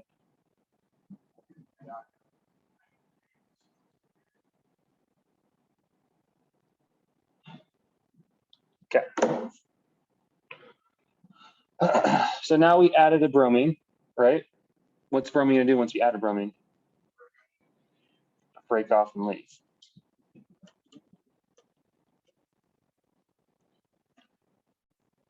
That's gonna make a positive charge up here, correct? We have a positive charge next to double bonds. Is that allowed? No, because we can use resonance structures, right? To move the double bond, break the double bond, put the electrons next to the positive charge, correct? Yes. Doing so, you would get a negative charge here. Technically, you would get a neutral charge there. You just get carbons with some free electrons, right?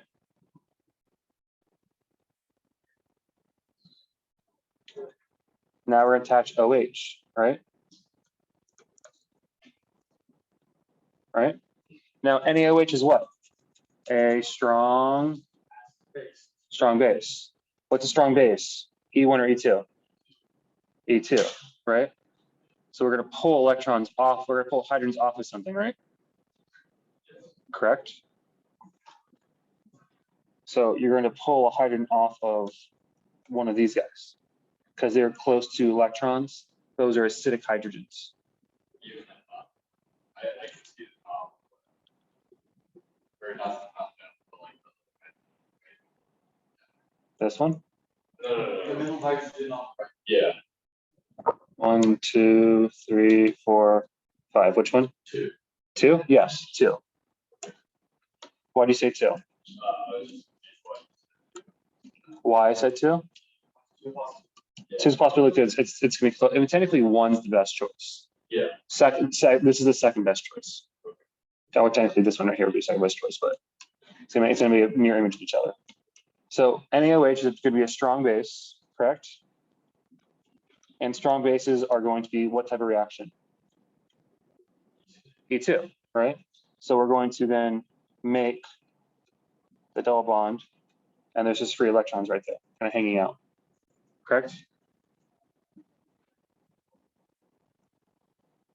So, oh no, that's not what's supposed to happen. Wait, why doesn't it do that? I hate this pen. Never mind. MBS does add a bromine. Bromine does leave as a positive charge. But instead what's going to happen is instead of doing the whole that thing, we're going to, okay, ignore this step right here. It would make sense to do that, but we're not going to do that. So I do apologize. So positive charge is there, reacting with NaOH. What that's going to do instead is the NaOH is not going to act like a strong base. It's going to act like a nucleophile instead. And it's going to attach the OH molecule to the positive charge.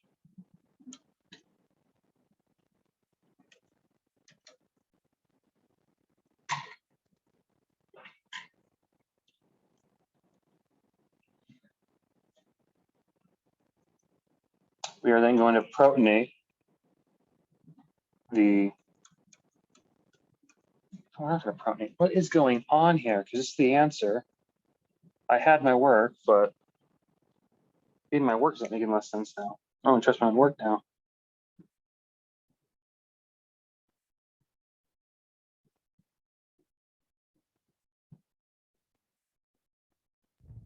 So is it that when you add the NaH to it, that it takes the hydrogen?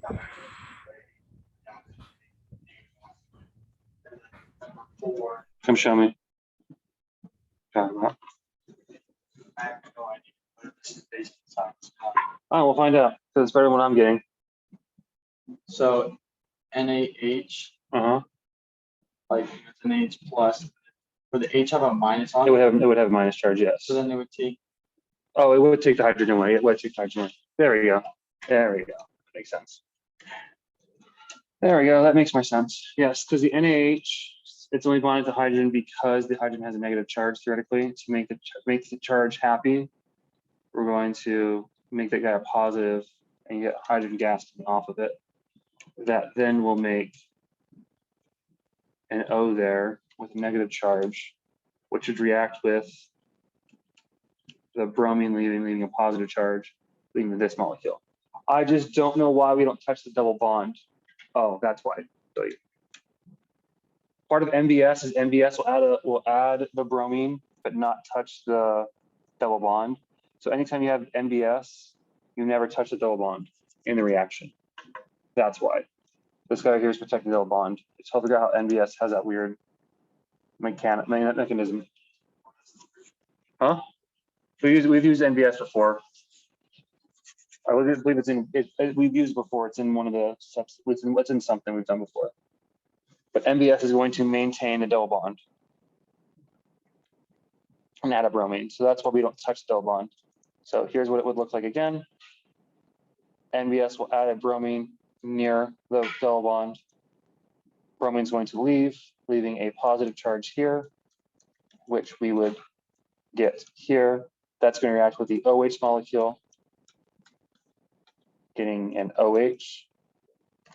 To react with the NaH, because the H is going to leave and react and get you hydrogen gas, leaving it with a negative group double bond here, which is going to react with the bromine leaving, positive charge there.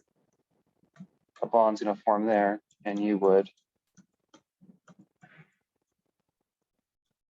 get that as a structure, which is what the last one is. I just forgot NBS has that weird property. Did he not go over NBS at all in lecture? Great. I think he has he has like a slide with like three, like EMS, and other ones on it. Fun. And he just shows the structure of the special form. That's fun. I gotta love Grubbs when he does that. I don't know like how I'm supposed to know that. Grubbs, if you ask Grubbs to tell you, you have to read the book. That's his argument. He pulls these questions from Purdue University. That's why they're hard. Yeah, that's where he went. He pulls his old notes off from his graduate course. So you guys are technically learning graduate organic chemistry. So that's why the class is hard, guys. It's because you're learning very hard chemistry. You go take it at community college or ASU or something like that. It is not that hard. It's hard. Okay. Okay. So anytime you have methyl, right? This is going to be an SN1 reaction or an E1 reaction. Correct? Both of these have how many steps? 2, right? So there we go.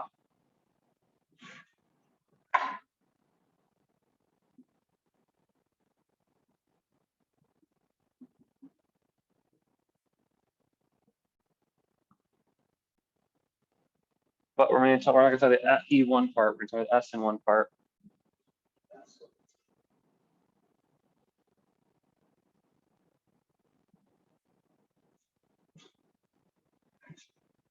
Okay. Here's what his key says. The key says these two. I would argue that box there too, because it's technically an SN1 reaction. 2 steps are possible. I don't know why he doesn't allow that, but hydrogen bonding helps stabilize the bromine leaving group, right? So when the bromine leaving group leaves, correct? A positive charge forms there. When the oxygen attaches, correct? Making that switch right there. This right here is OH molecule that has a hydrogen bonding. It's going to stabilize that positive charge, correct? So that's why it technically can bond and make that substitution occur, because it is technically stabilizing it. Yep. And then this polarity of this guy, correct, helps, right? That's what we want. That's why we use polar solvents, right? As well as we use polar aprotic and polar protic for SN1 reactions and SN2 reactions, right? Because polar solvents help do things. So that's why those two are the answer. I would argue you could single that one too, because technically they both have 2 steps. But he's not, apparently it's not 2 steps here, even though it definitely is an SN1 reaction, which does have an intermediate step, which is 2 steps. Someone said something, what's up? So wouldn't it have 3 steps, or would it only be 2? It'd only be 2 steps. There's no carbocation rearrangement, because the carbocation's already on a positive right there. Why would you say it would have, oh, you're right, never mind, it would have 3 steps. So My bad. Yeah, the positive charge here, you then have the, yeah, the you would have a deprotonation step. That makes sense. Because you would have to deprotonate the oxygen. Good catch. I forgot that is a step. So yes, that's why this one is wrong. Technically, it does have more than 2 steps. Thank you for that. I appreciate that.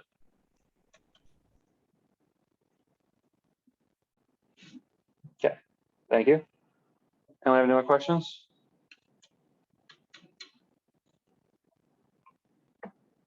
That's why that one's wrong, because it has more than 2 steps. So Why would the third answer be wrong? so the rate of this reaction is dependent on the nucleophile acidity of the nucleophile, right? It would not matter, right? Because I have a carbocation on the positive on a tertiary carbon, right? I could have the strongest nucleophile in the world. I'm still going to do SN1 reaction, correct? So that's why it's always going to be more than 1 step. I can't ever make it a 1-step reaction. It's always going to have a slow step and a fast step, right? Because the more steps you have, the more time you're likely to have a fast step and a slow step, correct? Does that make sense? Yeah. So that's why if you increase the nucleophilicity of a nucleophile, it wouldn't do anything, because you can never make it SN2, because the carbocation is on tertiary. That's why that one's wrong.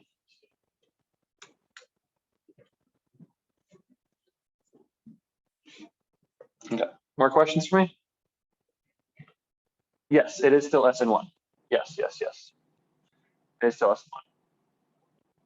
It's SN1 because methanol is a weak nucleophile, and we know it's an SN1 because when the bromine leaves, it makes a carbocation on a tertiary carbon, which those 2 things, this right here would automatically make it an SN1. because SN2 can never occur on tertiary. They can only occur on secondary and primary, but rarely ever secondary. So that's what's going on. What's up? That's not. What's up? I was just like looking Uh-huh. why It can't be E1. It could be E1, but we're told that it's SN1. If he ever gives you methanol, he's either going to ask if they're all products, right? So all the SN1 reactions, all the E1 reactions, right? Or he's going to tell you which one you have to make, because they're going to it's going to be both, because it is a weak base and it is a weak nucleophile. Yep, exactly.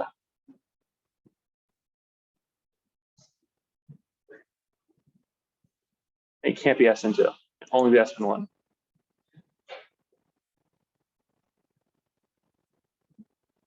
Okay. Number 15.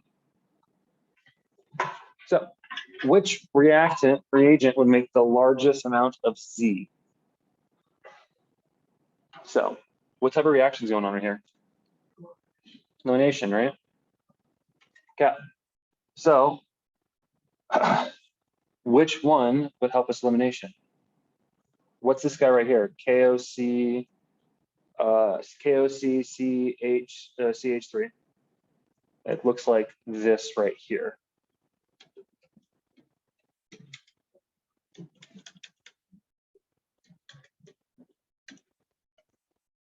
Is that a bulky base?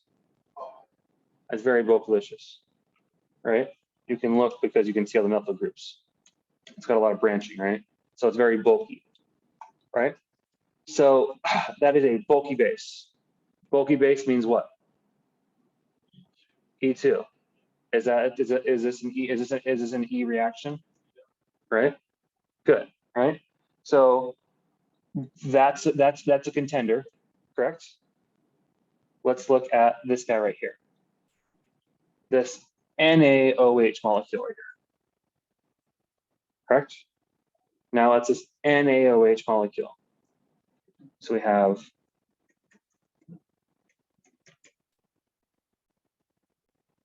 this going on here. Correct? So we got that going on, right, inside a polar protic solvent, right? It's going to steal a hydrogen off of this guy right here and make that right here. This example would be an example of the E1 reaction, this example of E2. So what happens faster, E2 or E1? So that would be your best, making the largest amount of Z, right? Because E2 only has one step, right? There is no intermediate. Why are intermediates bad for making products? Because you could get other things to interfere with it, right? If I have an intermediate, I could theoretically throw things on top of the intermediate and get weird side products, right? I just want to make this guy right here. So E2 and E2 would only make that one guy, but it makes it immediately, right? There is no side products. It only makes the major products. E1 would be the second best because it's elimination, right? But you could make some side products in some weird cases. Is that making some sense? And then we have that guy right there.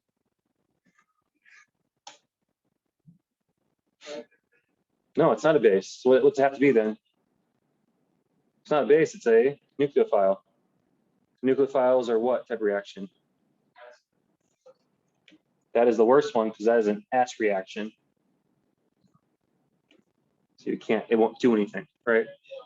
It won't make this, so that's the least amount because it wouldn't make any of it. So E1, E2, and S reaction. So that's why it's in that order. Does that make sense, guys? Zoomies?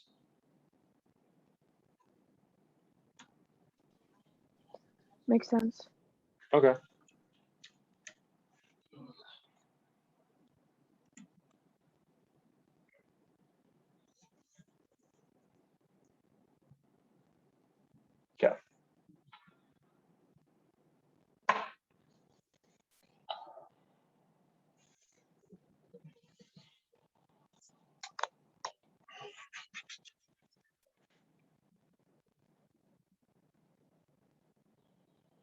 Yeah, this one I don't know how to do. I honestly do not know how to do this one. I do know that this is a problem, right? Which you will not have to do, but you can eliminate. I not eliminate two of them, but I don't know how to get the numbers to work.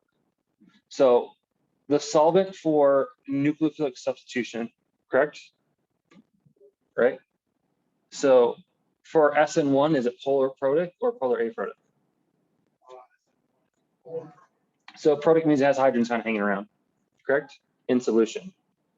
Why would having a lot of hydrogens hanging around a solvent solution be really bad for nucleic substitution? They can get in the way, right? They can stabilize the carbocation, or they can interact with my nucleophile, correct? And not make it happy, correct? We can use it, but having too much of it's bad, right? So having too much solvent actually slows your reaction down to get the products you want, right? So the rate would be, it's going to be lower. I just don't know where the 1/4 comes in. Like this, I guess if you want to, like, what's the order for Oh, it would be first. Yeah. So yeah, I see what you're saying. So I just pulled it. you could do it, but this doesn't tell you what order it is. Correct? You can't really tell order without doing more numbers or information. Correct? Yeah. No. Did he say anything about a reaction order?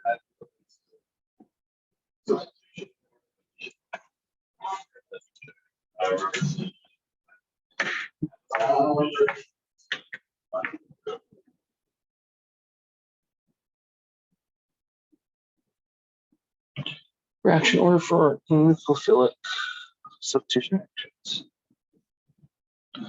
That doesn't help me. It's reaction order, reaction.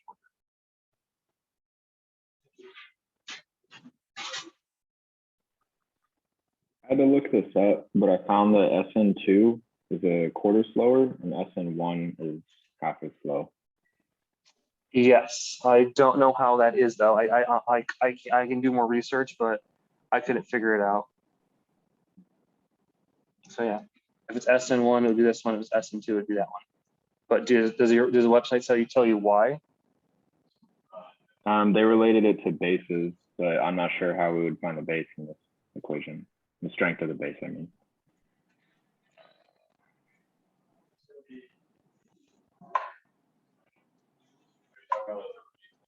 Yeah. Yeah, so the base law equals lowercase k and brackets R X. Yeah. The reaction is SN2. I just see one for a second. Okay. I'm guessing it's SN2. It's second order because the 2 means second order. SN1 means first order.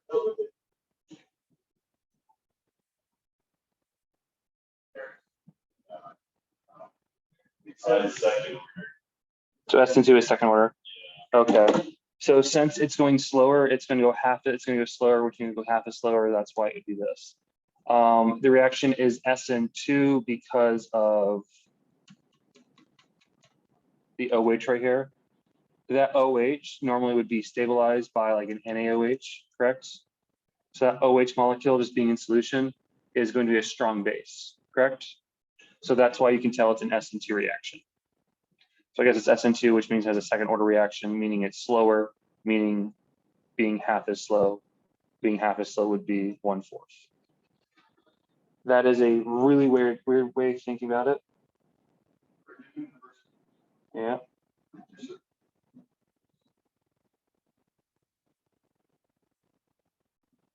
Okay, but that's how you do this one.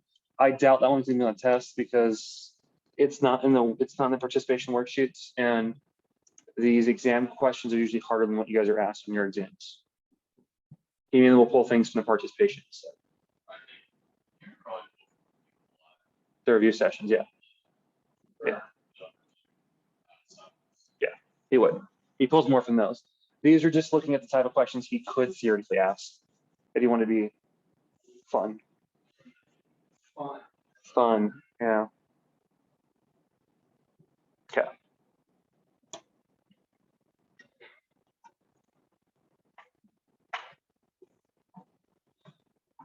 Okay.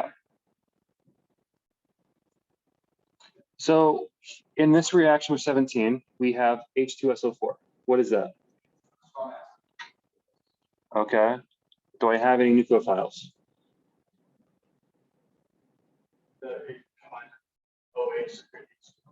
Yeah, so we can get there.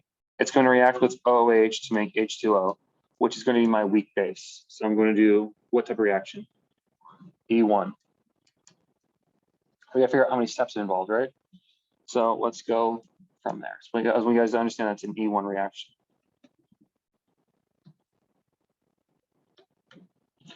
Okay, first step reacts with H2SO4. That's going to react with that, and that's going to make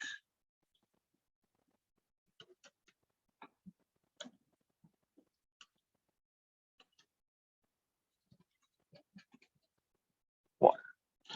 The water molecule is then going to leave, correct? And that's going to make a positive charge up here, there. But that is on a primary carbon. Is that happy? Hydride shift, right? Because we can do a hydride shift with the hydrogen right here and move it to a tertiary.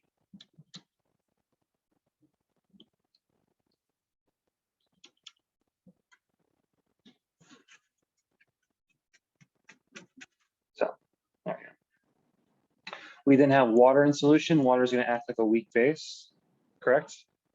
Meaning it's going to pull hydrogen off of something, correct?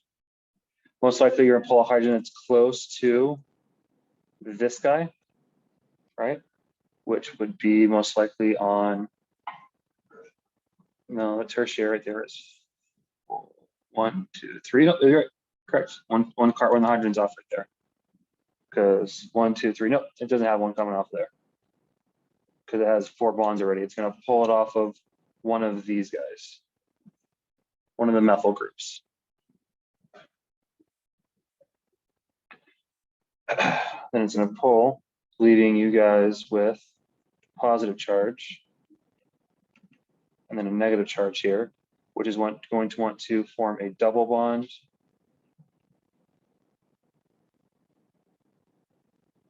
Which it technically does in one step, really. So, because steps are weird. Because yeah, so that's going to form a double bond here, leaving you with that. Oh, never mind. We do not do a hydride shift. Nope. Why'd you tell me hydride shift? We do something else instead. We're going to do a methyl shift instead. That's where this methyl group right here comes from. So we're going to do a methyl shift instead, leaving you to make, it doesn't, no.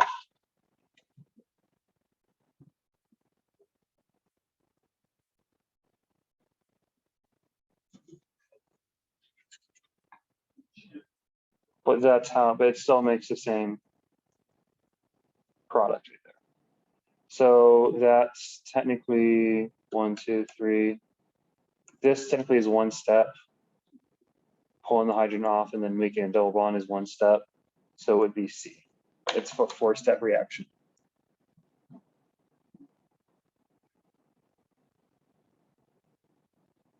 Okay. Zimmy, is he still there? Did I remember he's on? Yeah. Yeah, I'm still recording, hopefully. Yes, I'm still recording. Okay, cool. Let's make sure. Okay, so 17 is gonna be 4 steps. 18.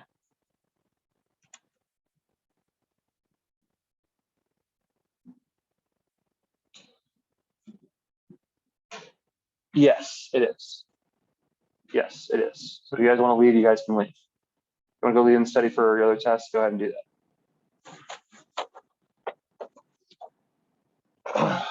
Oh God. Okay. So we have T-butyl right here. This is a bulky base, right? T-butanol. So what's going to happen here is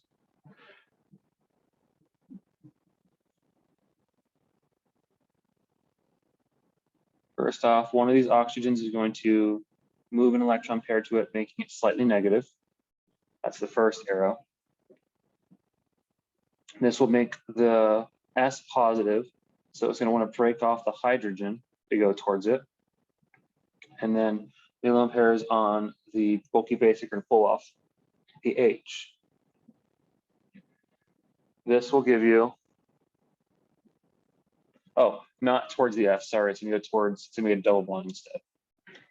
It is an ET reaction. So I was treating like an E1, my bad. So you are going to get a base right there because the hydrogen's going to make a double bond right there.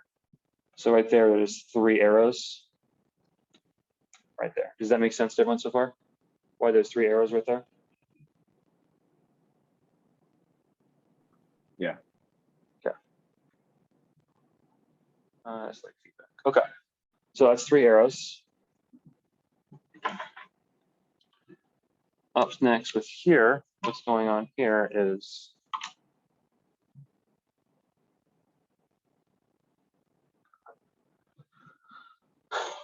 the chlorine's going to leave and make a leaving group, right? So that's 1 arrow. We are going to then do resonance structures, take that negative charge on the oxygens, push it back to form a double bond with the S, right? This will make the S positive because now it has too many bonds, right? So technically it's gonna have 5 bonds. It doesn't want 5 bonds, right?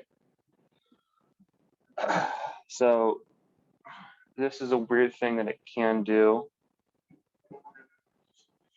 The double bond here is going to form a bond with this carbon right there, allowing it to become happy. Because we're making SO2 a leaving group. Because SO2 is a leaving group. So we're making it a leaving group. So the electrons in that electron right there are going to bond straight to that carbon, which is now positively charged, right? Because the chlorine left, correct? To appease to that, the electrons from the double bond break off and form a bond going across. This is why that bond right here is formed. That's also 3 arrows. Okay.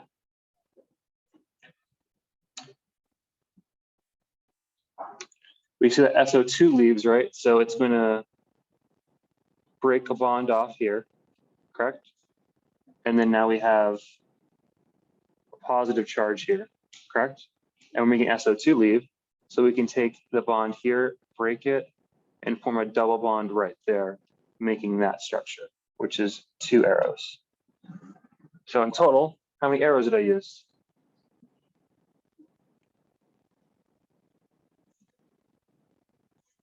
That's how you do that one. It is very annoying because this right here is the first time you guys have seen that occur, where you make a bond straight through a molecule.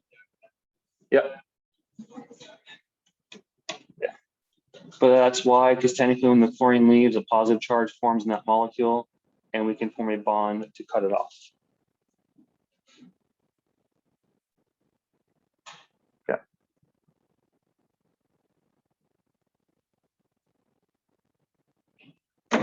Okay. So everyone understand 18 or no?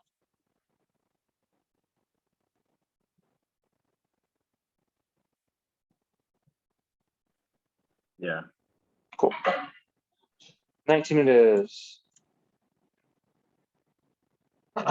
So 19's E2, right? E2 does what? Same thing SN2 does. It does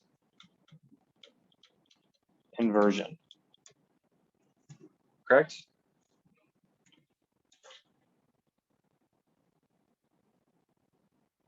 What is this molecule right here going to be?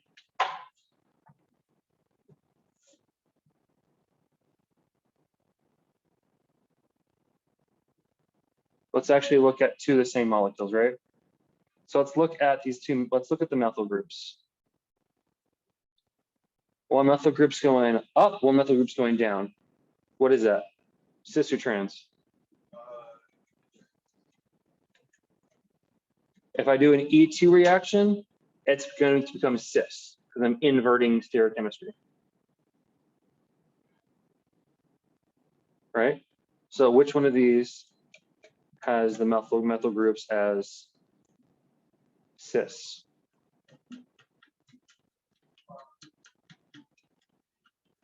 Which one, E or D? D is the answer. That is why. Wait, can you explain that again? Yes.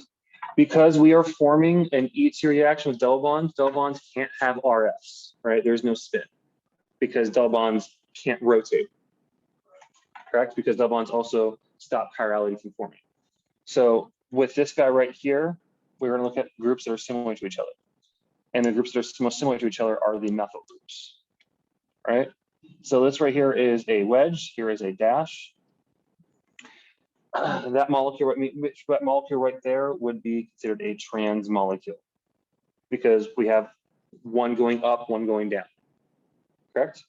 An E2 reaction, an SN1 reaction does inversion.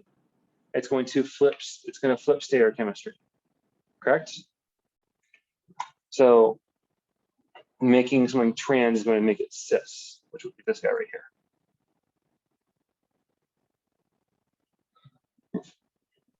It's this because they're on the same side. Yep, because the methyl's on the same side, and these guys, even though they're the same, they're on the same side as well, because they were technically on opposite sides as well. The phenol and the ethanol are, ethane. Would C be cis too? Nope, C would not be cis. They're not on the same side. One's going up, one's going down. They're not on the same side.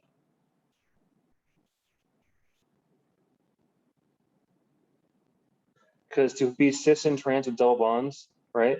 They have to be on opposite sides of the double bond, right? Oh, okay. If you're on the same side, you can't be cis or trans. You're just have the same thing on top of you. It wouldn't be that same thing. So that's why the answer is D, because it's a cis molecule, while this was a trans molecule. Only reason I know that is because E2 always does inversion. So same thing with SN2, it does inversion. That's what he's trying to test you guys and make sure you know that E2 does inversion.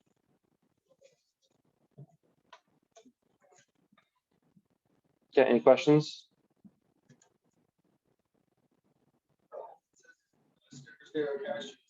Like reactants, hydrogen,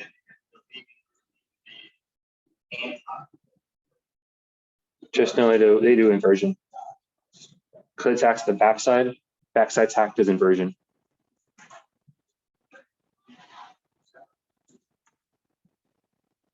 Okay, 20. Okay.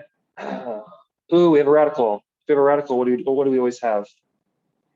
If we make a radical, we always have to have a radical, correct? Yeah. So, following examples of radical reaction with a functional group is removed and replaced with hydrogen ion. Okay.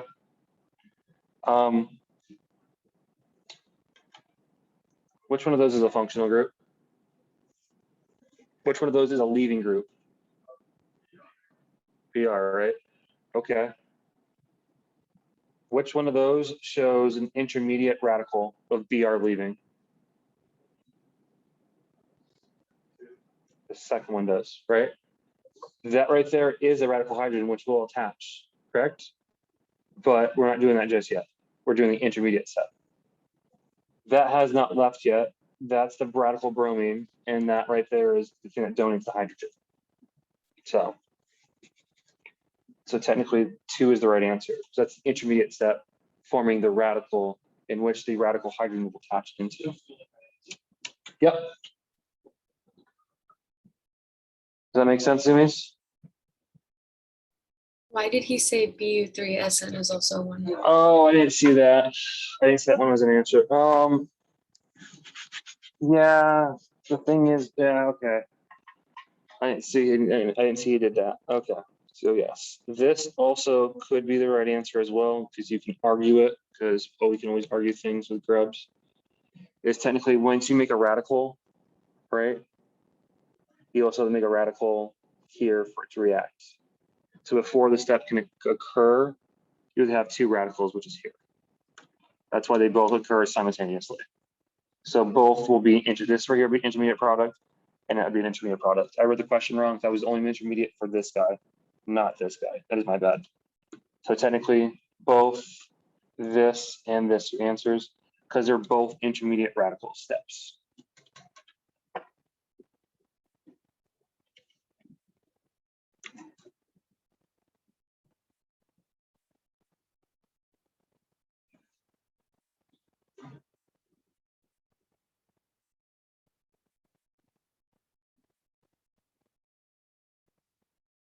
That kind of makes sense. I wish it would tell you that more than one answer can be allowed for these. I really wish you did that, but you know, never make anything easy. Okay.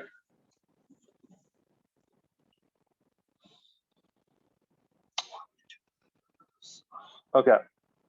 How many humps do we have here? So how many steps do we have?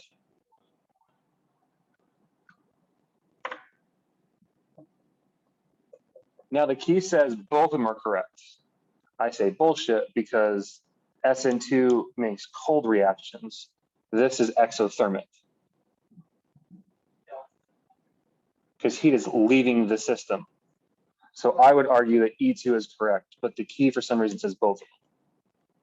But I would argue E2 because it is an exothermic reaction because you are losing energy. Energy is escaping the system, going from higher energy to lower energy. Key says both, but I would argue E2 way more.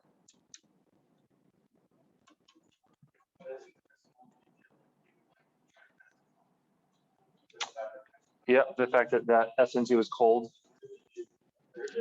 Because he like I said, he pulls the hardest questions he can find.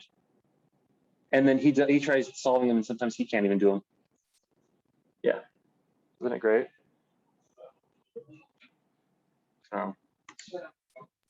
How many humps would SN1 and E1 have? They would have 2 or more, because those are 2-step reactions. So sorry, this is 2-step reactions. So they would have 2 or more humps, depending on the solvent and stuff. They would have 2 or more humps because they're 2 steps. SN2 and E2 are going to be 1 step, 1 hump.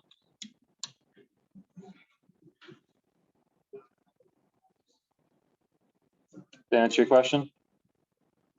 Yes. Okay, more questions for me?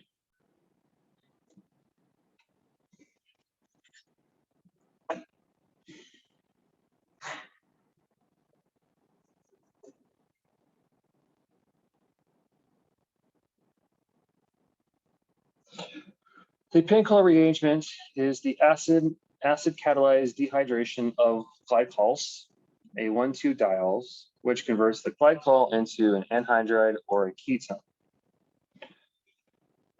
The Pinkel reagent is regioselective. The major or only product is derived from the rearrangement to more stable carbocation.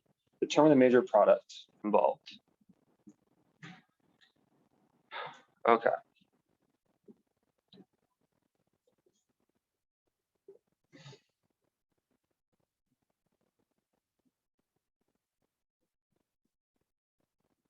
Okay. So we're going to make a ketone, right? Or because we look at all of our products are ketones, correct? This right here is testing our knowledge on where are most likely our positive charge going to pop up. Correct? So we have two possibilities here, right?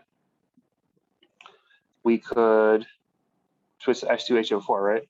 We're gonna have a positive charge here and a positive charge there. Correct? That's going to react with water, right? Because we make lots of water. So this is a weird one because this reaction is not SN1 or SN2.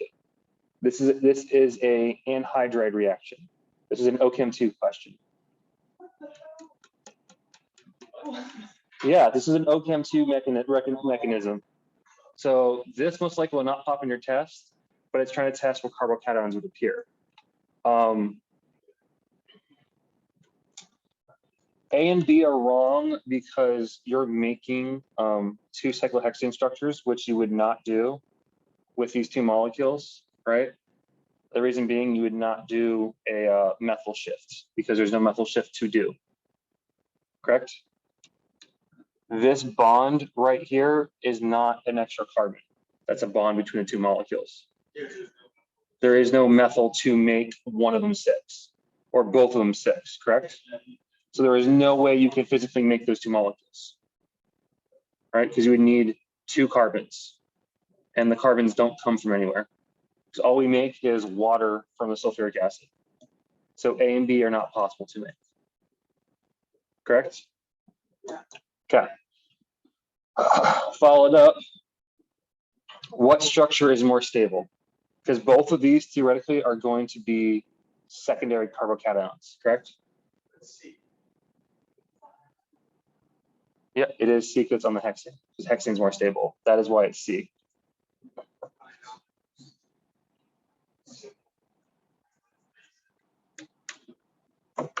Because you are making an anhydride or ketone.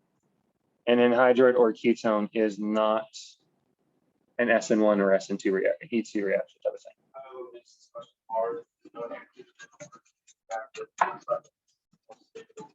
Nope. Yeah, exactly. So let's take an O-Chem 2 question he's asking you.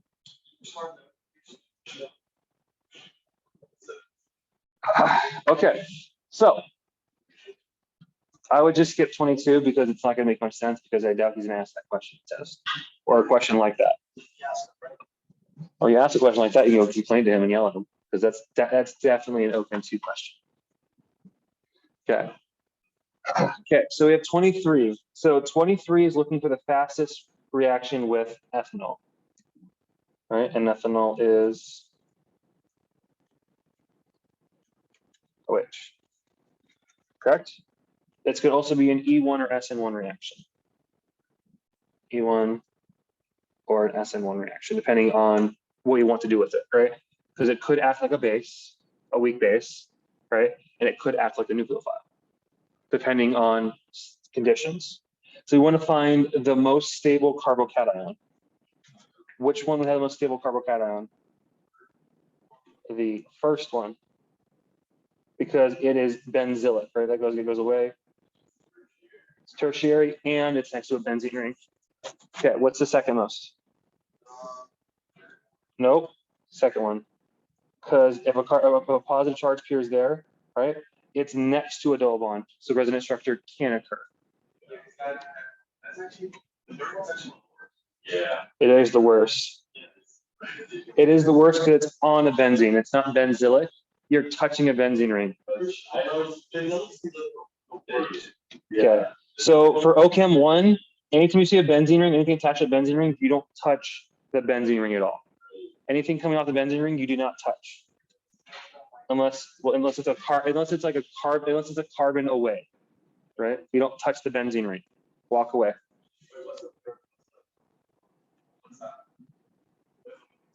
That one considered? That one's considered very, very reactive and very, very mad. You're putting a negative charge, a positive charge on a benzene ring, you're destroying a benzene ring. Because doing that, right, putting a positive charge on there is going to remove double bond out of circulation. So you went from a benzene ring, right, to a not benzene ring. So it's going to want to put those bonds back into the benzene ring as much as possible. So it's very unreactive. It's not stable. Yep, just secondary. Last one's just secondary. So it's 1, 2, 4, 3.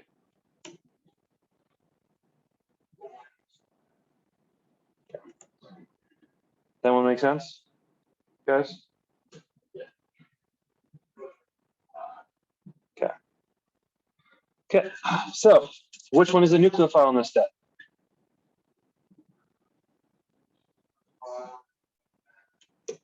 What type of reaction is this?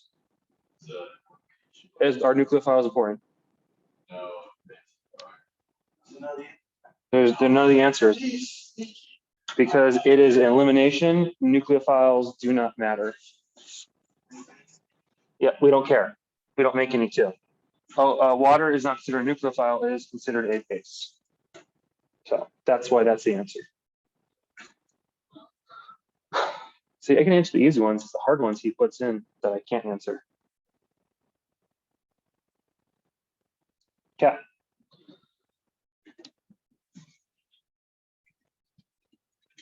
Which one is the most nucleophilic compound?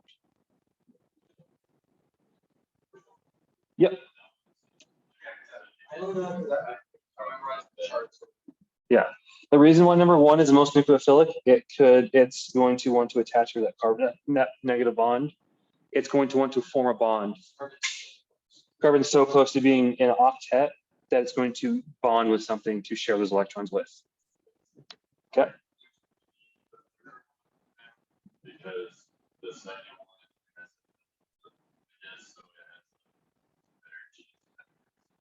Yes, this guy. So basically, nucleophilic compounds are unstable molecules. They want to form bonds because they're unstable. You are stable.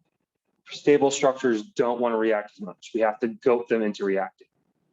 So this guy right here, we have to go into reacting. So it would be based off the solvents used to get it going. Yes, so that's why it's 1, 3, 2, because it's very unreactive. That carbon wants to do anything to get rid of that negative charge. Over here, we have an oxygen that wants to readily react. That's negatively charged, right? So it'll form a bond with something. So there we go. Okay. That makes sense, guys? Oh, I got some questions. Whoa, okay, sorry, I just saw some things. There we go. Thank you for answering that question, Athena. Okay. Everyone understand 25? Okay.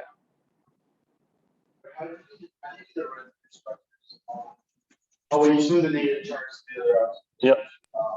This is back and forth. Yeah, but that's more than both of them. That's more than the rest.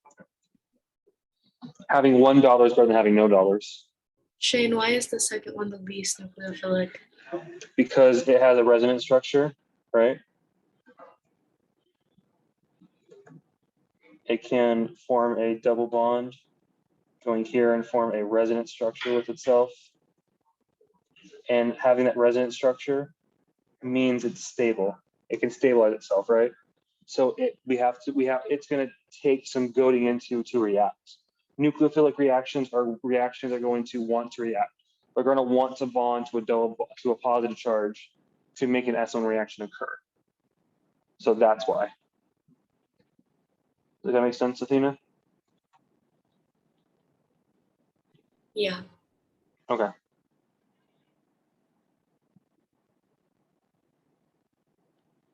Yep. 6.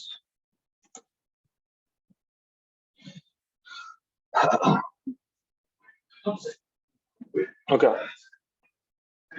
So which one is going to be the major product? Which one's going to be a minor product?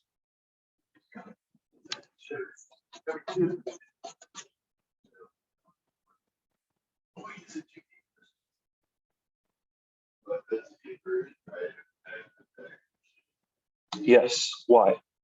How do you know it's S2? because DMSO makes automatic SN2 reaction. That is a polar aprotic solvent. SN2 does inversion. So you're going to flip the inversion of the carbon attached to it. So hydrogen becomes the wedge, sorry, dash, and D becomes the wedge. Not only that, and then strong. It is also a strong nucleophile, you're correct, yes. Yep, but mainly it's a DMSO. I might be What? product. What is you saying? It's two. It's the product. Not all delicious. Yeah. That I do not know. I've not seen that question pop up, so I haven't seen the Z product at all yet. So I've not studied that product for a while. Okay, but that is exam 1. We guys go over exam 2 kind of quickly. We'll go as much as possible. Anyone have any questions on any of the ones we've done so far? Besides the one that broke me, number 11.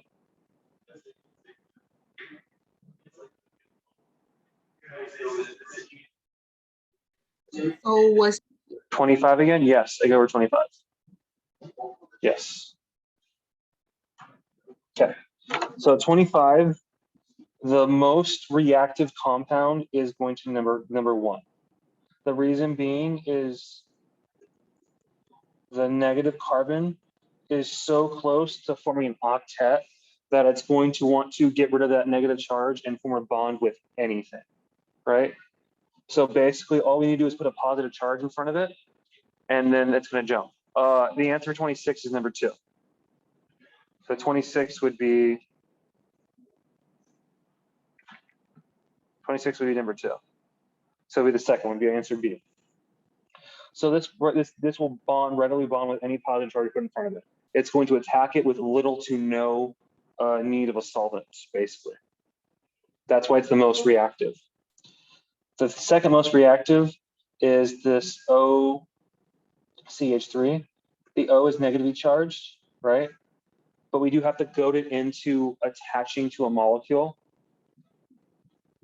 to a positive charge.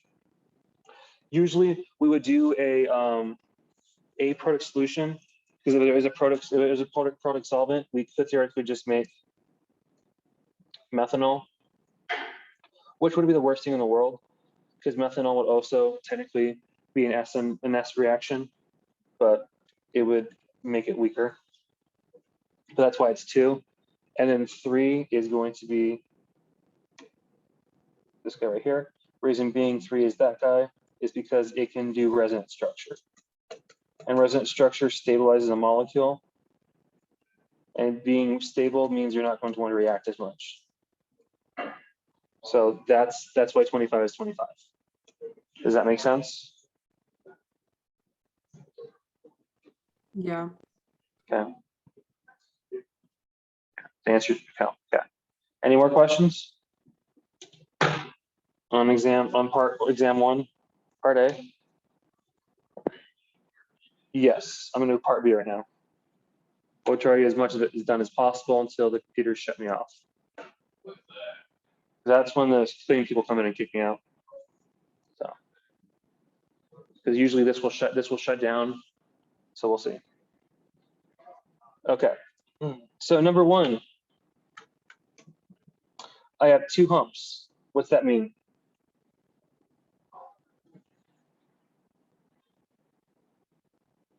elimination?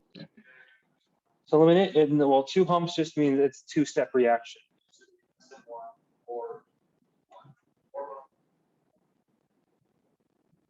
So, yep, we can eliminate the SN2 and the SN2 and E2 because those are both 1-step reactions.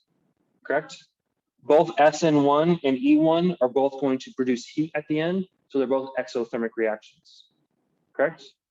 Knowing nothing else, we don't know which one. That's why the answer is C, because it could be either or. Right? Yep, that's the best answer because it technically both are correct. It could be SN1 or E2. Because technically A is correct, but C is also more correct. Huh? I'll do it. What the pizza place here closes at midnight? What is it? Slices or the Canyon Pizza place? Yes. Yeah. I liked it better when they served pizza by the slice, so it was quicker. I don't like the fact that you guys they bake your own pizza in front of you. I mean, it's nicer because it's fresh, but it's not as quick. Which is why you want more quick food options here. I know, yeah. So I only have 40 minutes between my classes. Yeah, there's no way. Yeah.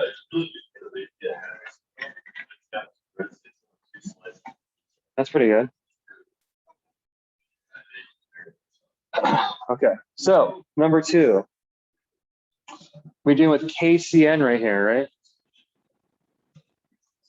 So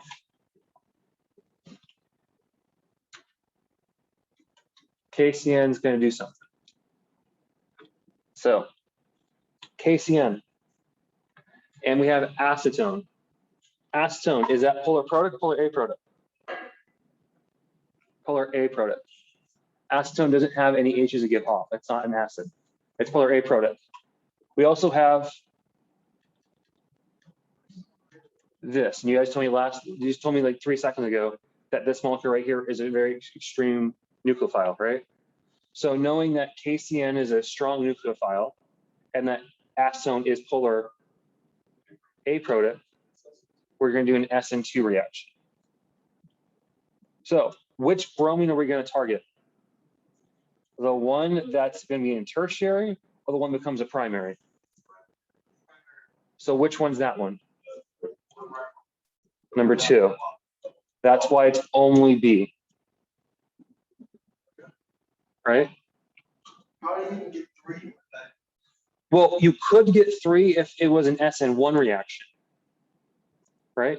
If this was an SN1 reaction and you have multiple bromines, you knock all bromines off and you attach as many substitution things as possible.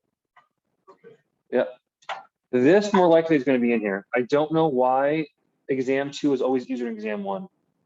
So that's how it feels like. Yeah. Well, I mean, like part B. Like part A is always harder than part B and C. I don't know why. But that's why this one right here is the answer. It is B. Is because it is an SN2 reaction and we're going to want a primary carbon. The relative nucleophysicity of a species do not necessarily parallel to the reactive basicity of the same species.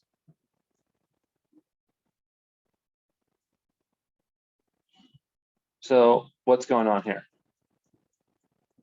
So are all nucleophile bases and not all nucleophiles are bases and not all bases are nucleophiles? Is that true or false?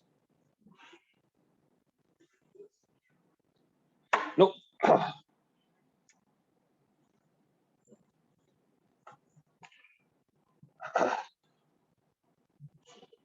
Well, that's true. You're correct. That is true, but that's not why the question statement is right. Right. This statement is asking for why does basicity and nucleosity, why do they equal each other? Right. That statement that's not going to answer that question.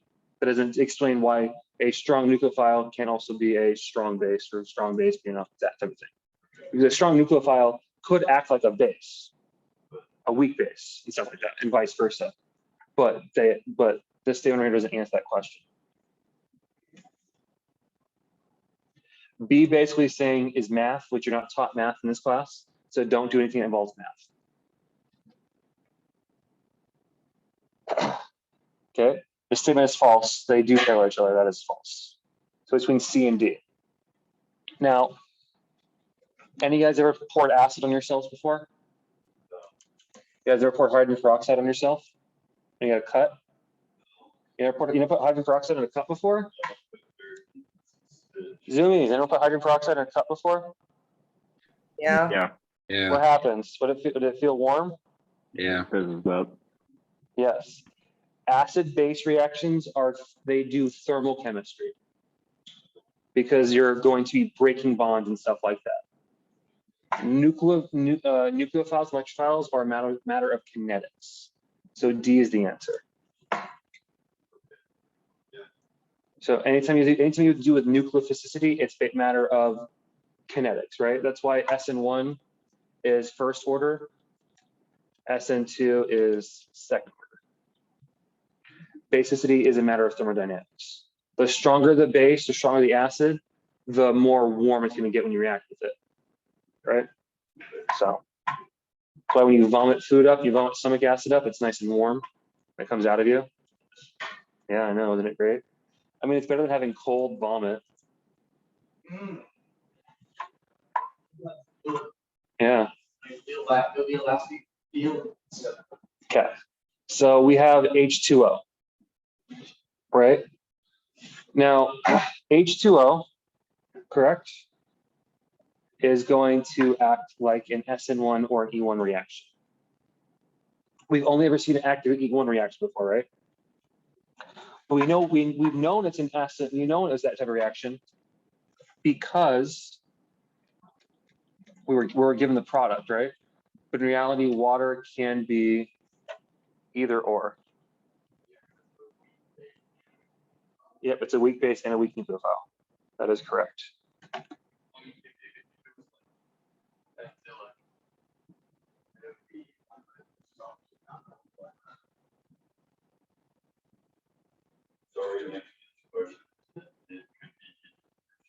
Well, if you look at our answers very quickly, are any of them at elimination?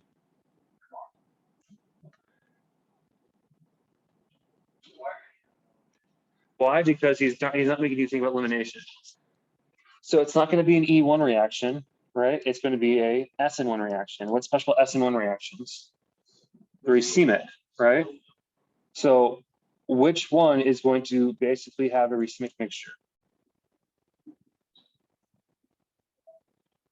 1 and 2. We don't touch the methyl group at all, right? So we leave it alone. The only thing we touch is where the bromine left. So that's where our alcohol group would be either a wedge or a dash. 3 and 4 are wrong because we're touching the methyl group, but it shouldn't be. So 4 should be A.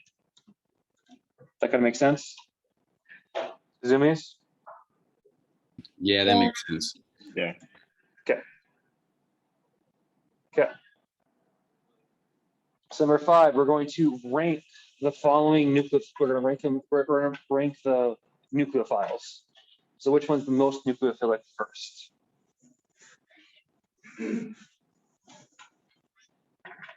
So let's draw out number 3 real quick.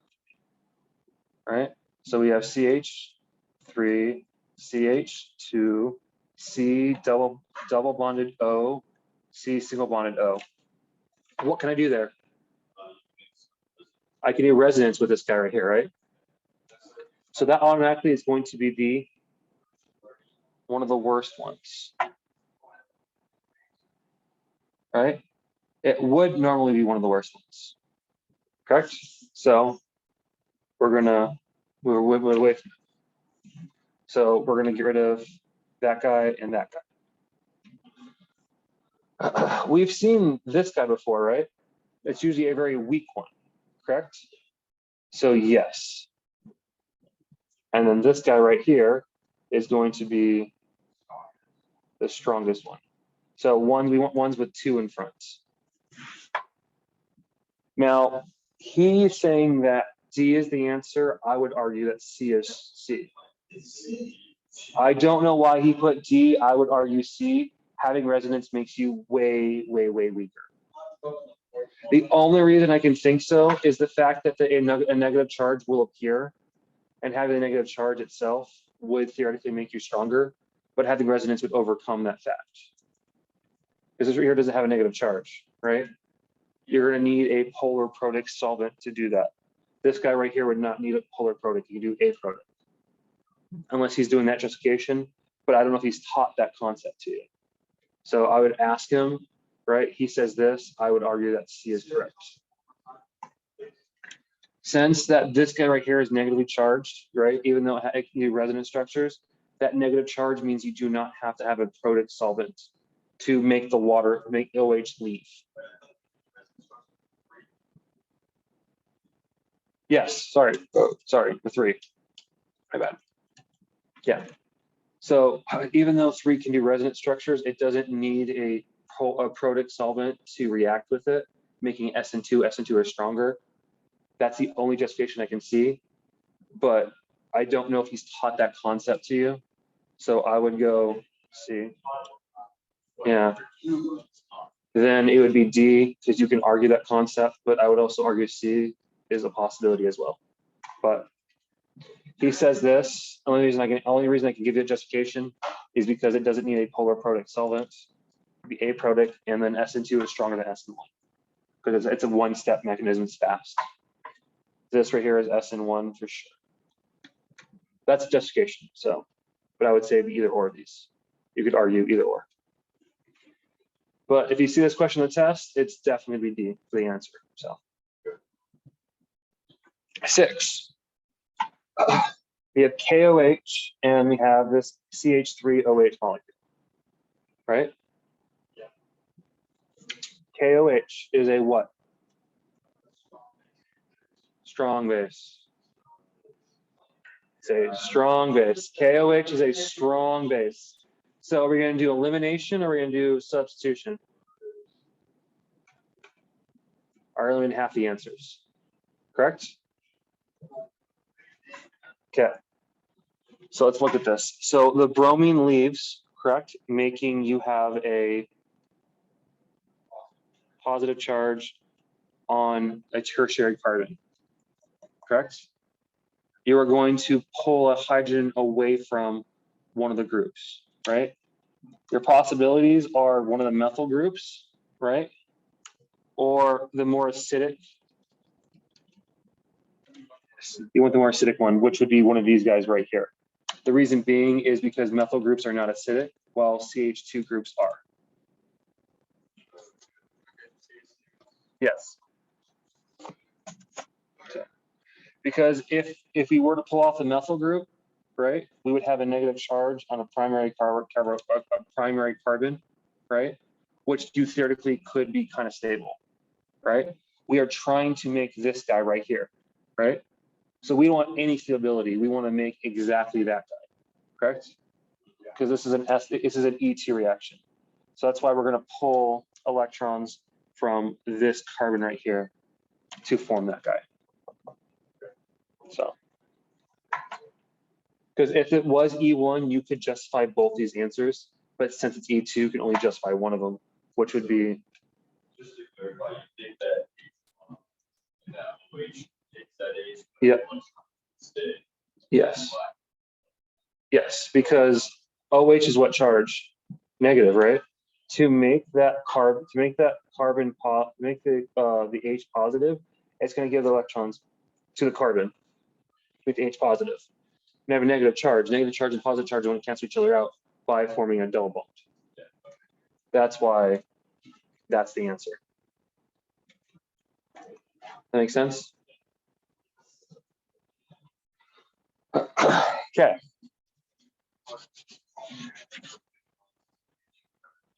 Concentrated HBr. So your concentration, a high concentration of hydroboric acid just means excess. Yep. So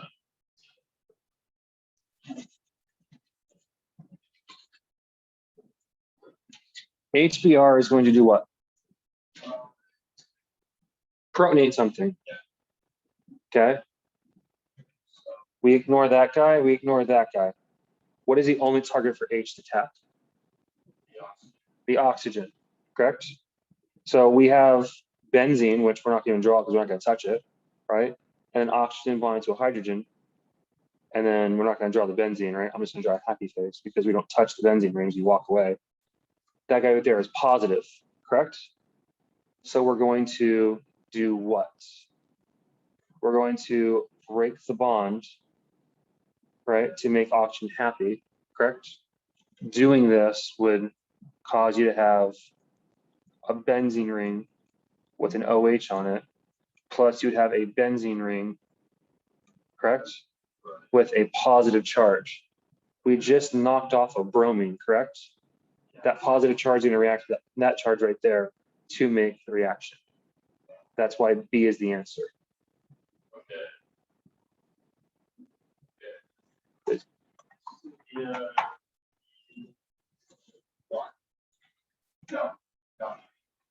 This is substitution. This is substitution. Even then you can't, it's not a substitution. It's an acid-base reaction. Yep. It's not an SN1 or SN2. It's just an acid-base reaction. Yep.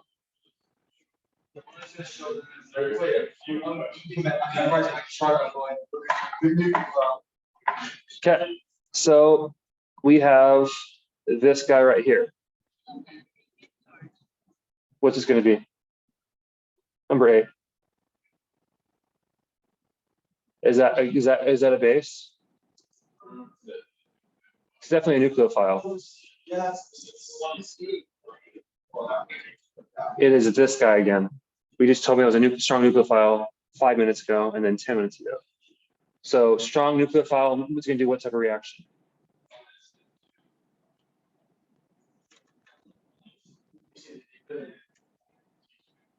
There we go. Okay. So number 9 is asking for what's going to happen here. Okay. Okay. So number 1, it's NIA with acetone. What is that? A product, so it's SN2. So what's going to happen here is the bromine's going to leaving a positive charge here, right? We're going to substitute, and we're going to add. Yep, that's about time to pack up, but yeah. So I'm actually going to change my headphones. If you guys want to put the quiz up, we can go for the quiz. It just won't pop up here. I can try to force it to come back on, but we'll see. Okay. Okay. I'm gonna continue onwards though until we finish this one. Okay. Yeah. See you guys. Ask him to get into it. I just told him stuff, but I don't know. God. I don't know where something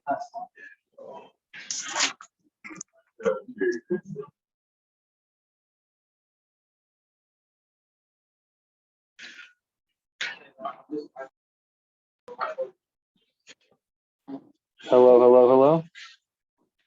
Okay. Yes, I can do question 10. Yes, I'm gonna keep on going. I'm gonna keep on going until they kick me out. Okay. I can help you guys, yeah. So number 9, we're going to just do number 9 real quick. So we're going to make a wedge, positive charge there. So you're doing SN2 reaction. We are going to attach the iodine, technically be a wedge to the iodine right there. The reason we do this is because bromine is selective, iodine is not selective. So once we do number 2, which is basically a E2 reaction, we're going to get a double bond where the I is located. Yeah, so we need number 10 after I do this.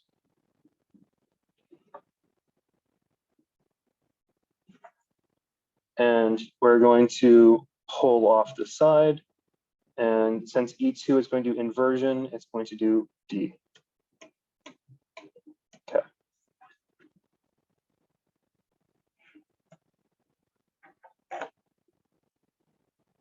Okay. Compound J undergoes a rearrangement to yield compound K and L. Based on the potential energy diagram, which statement is true? K is formed faster and is more stable than L. That is false. The reason why that is false is because L is way more stable. It's lower energy, right? And since lower energy, it's easier to make. So it's actually going to be faster and more stable. B, K is formed faster and less stable. Well, it is less stable, but it's not formed faster. It's formed slower. L is formed faster That is true, but it is more stable. So that's why it's D, because L is formed faster and is more stable because it's a lower energy. Did that answer your question? Yes. Yes. Okay. So yes, for number 9, why it's double bonds there is because step 2 is making an E2 reaction occur. Step 1 was replacing the Br with iodine because Br is selective, iodine isn't. So if we were to do this reaction, it wouldn't be exactly what we wanted. So that's what's going on. So that's why. Yeah. So that's why 10's that, that's why 9's that. Now we're doing 11. So we're doing OH. If it's just straight up OH with a negative symbol, we can assume it's part of a strong acid, strong base, making it a E2 reaction. So you can tell E2 is, yeah, the vocalicious base. The T-butyl OH group right here, or the TOK, those are both vocalicious bases. Those are big base molecules. That's how you can tell it's E2. With number 11, we know it's E2 because it's an OH. And usually if it's just like, if it's a negative OH like that, it's usually not attached or shown a metal is attached to it. This is going to form a double bond. Now, we can look at some molecules here, and we know that we have the D, which is a D group. We don't really care what a D group is. And we have the CH3, or we have the 2 hydrogens are on the same plane of existence. This is a cis molecule. If we are reacting with a strong bases do inversion, we have to make the one that is going to be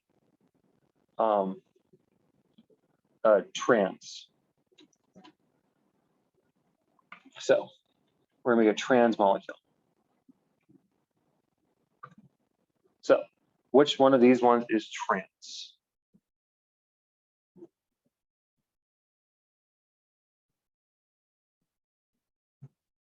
B? Is it B or D? E. D.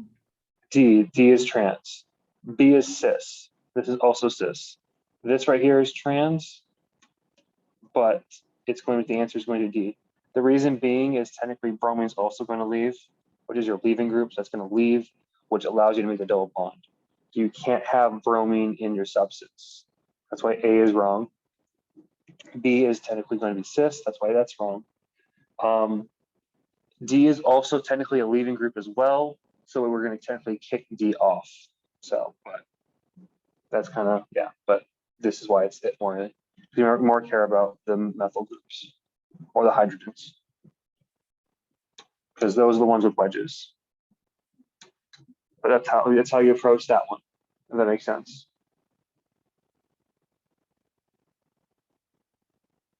Okay. Now we're doing number 12.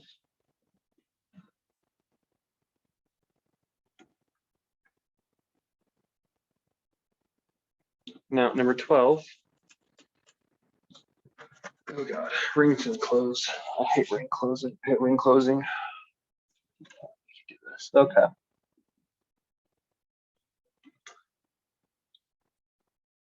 One, two, three, four, five, six, 7. Right? We're going to get a molecule that's going to have 7 carbons, right? Because this reaction right here is not going to form get excess carbons, right? So we can already eliminate ones that are going to have 2 fewer, 2 little, which is going to be D and E. D we can eliminate because it has 2 few. E has too many. So now we're going to deal with A, B, and C.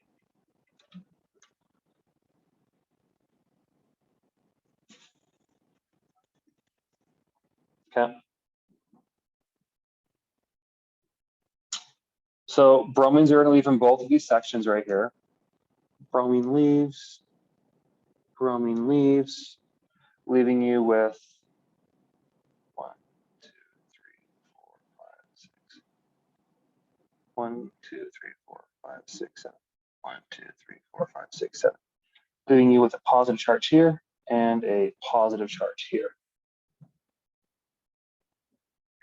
The -2 charge from this sulfur atom is going to want to pull on both the positive charges. So if you put the sulfur charge right here, it's going to pull on both the positive charges, causing it to kind of enfold in on itself. And we are going to maintain it because this technically right here is a weak nucleophile. So I believe it is. So that's why it's A, because it's how you kind of close the ring on it. Okay.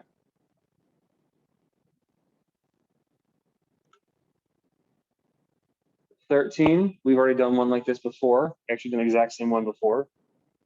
I'm going to skip it because we already went over it. Answer is E.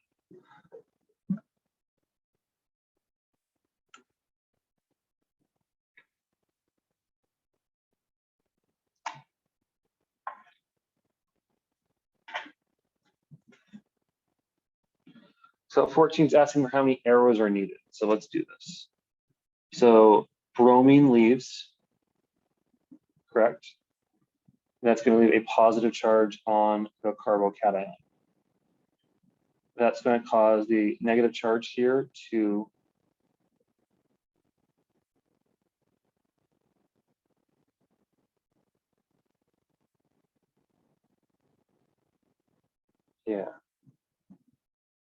attach.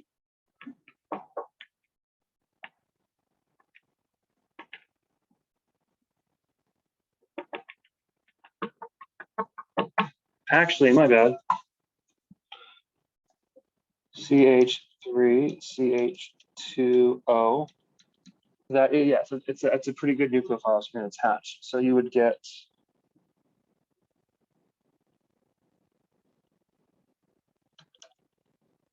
this as your product. Oh, never mind, you can't do that.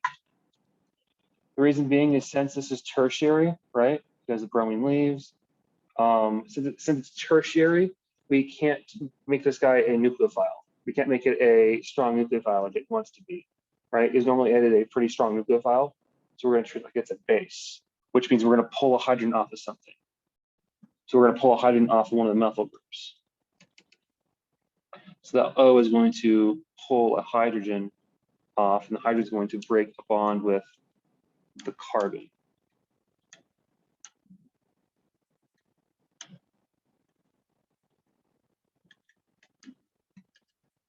So that's going to break here, and that guy's going to steal the hydrogen here. So technically we would have 3 arrows.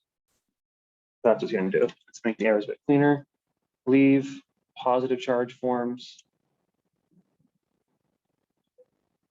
You break the bond here, make this guy negative, and you steal that one, and then 3 arrows.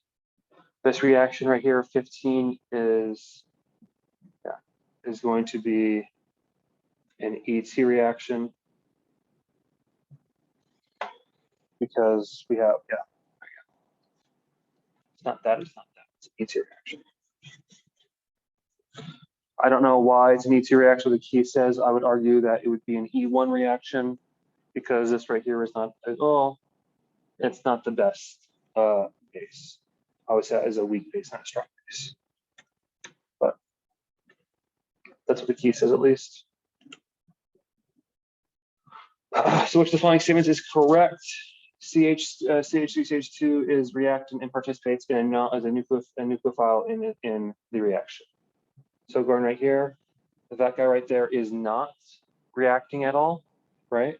So that statement is wrong. It does not react at all. So solvent. Reacts to the leaving group, that is false. That is not what happens. The reaction was a tertiary carbocation is an intermediate. Is an ET reaction, there is no intermediate, so it has to be D. Yeah, because you don't have to do carbocation intermediate, it's already on a carbocation, tertiary carbocation. That's why that's the answer.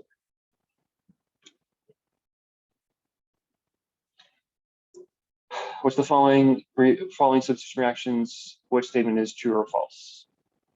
Reaction rate is, oh, we already did one like this before. So technically 17 is going to be E because the polarity of solvent is false. The polarity of solvent is not necessary. And whoa. What?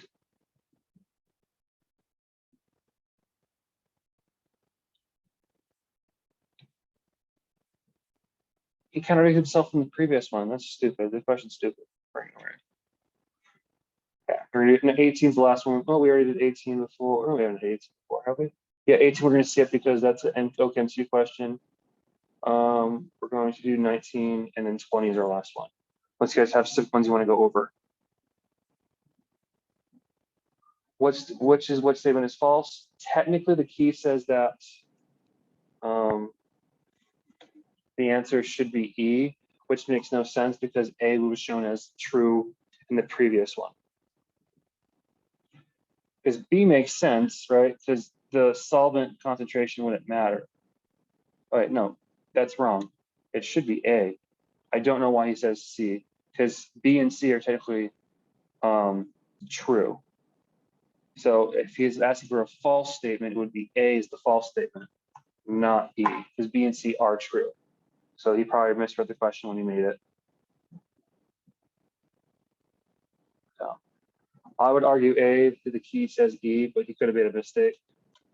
Because in the previous one, exam 1, we said the answers were B and C are correct, A is wrong. So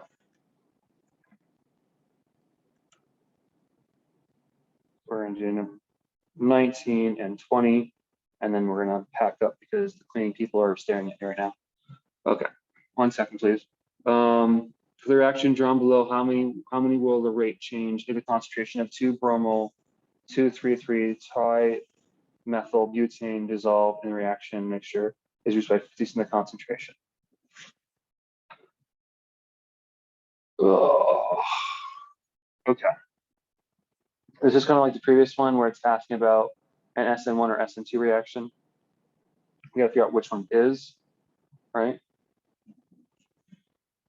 This guy right here is considered a SN1 reaction. And basically what happens is if you increase the concentration of sodium fluoride, which is a solvent here, you're going to become slower. And since it's SN1, it's going to be 1/2 slower. So 19 would be B. It's going to be 1/2 slower. Increasing concentration of the solvent would not make SN1 reactions faster. Statement A would be true only if it was SN2, but it's not because this right here is a very weak nucleophile.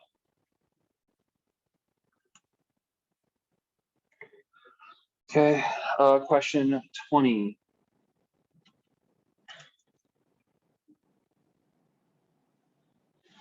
So question 20 right here.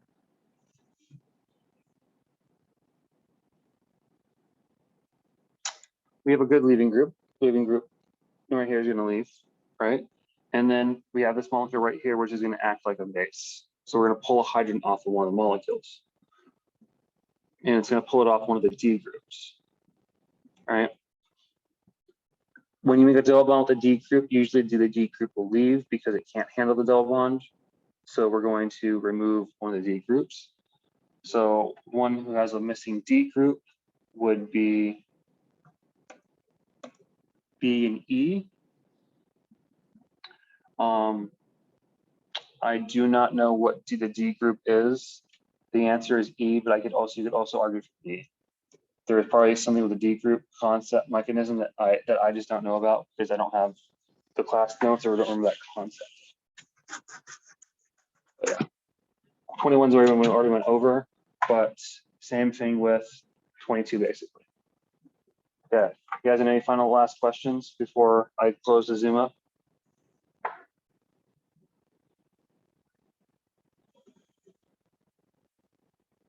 Okay, 20, the answer was E, but I don't know why it's not B as well. I don't know why it can't be both. I don't know what the D subgroup is. I don't know what that means. It's been a while since I've seen a D thing in my studies. So technically the answer for 20 is D.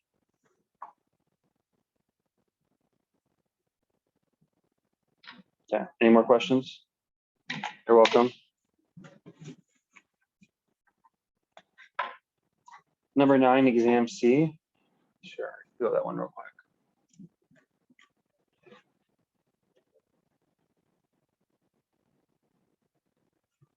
Why would you do that? That's a crazy one. I don't even like looking at it right now. Ugh. Yeah, number 9, exam C. Okay. Which of the following pairs of nucleophiles and electrophiles is the best choice for synthesis of RR? Okay.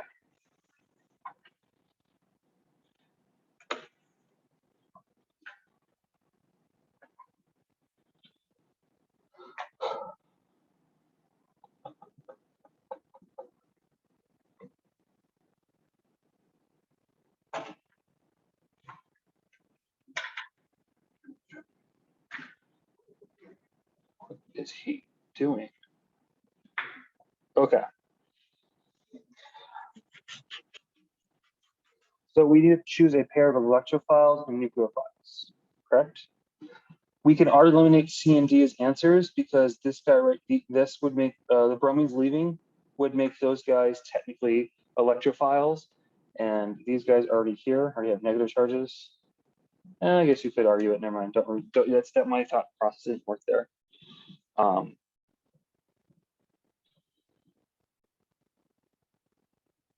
Really? Huh. I could see that occurring. I don't see where the single methyl groups would come into play. So if these guys were to leave, positive charge would form. You would get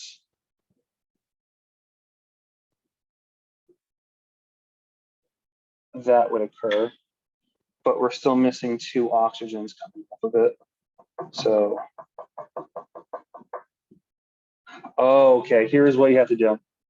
So we have negative charges right here, right? Negative charges want to be on primary carbons. So we're going to do some resonance structures.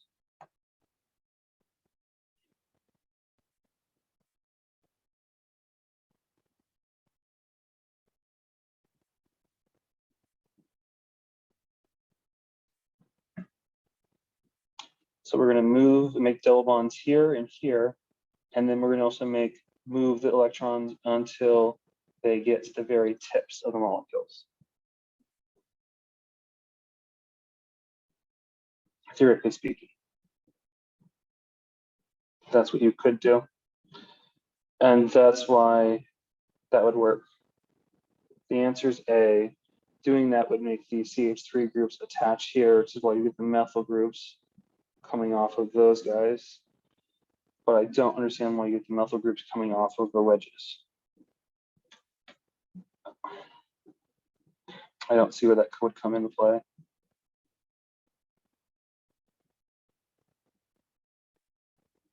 Because there's, yeah, there you go. You attach to those guys. That's fine, but I don't know. Yeah, I don't understand what 9's asking. It's not SN1 or SN2 reactions at all. Well, technically SN1 reactions, but I don't know what it's asking for.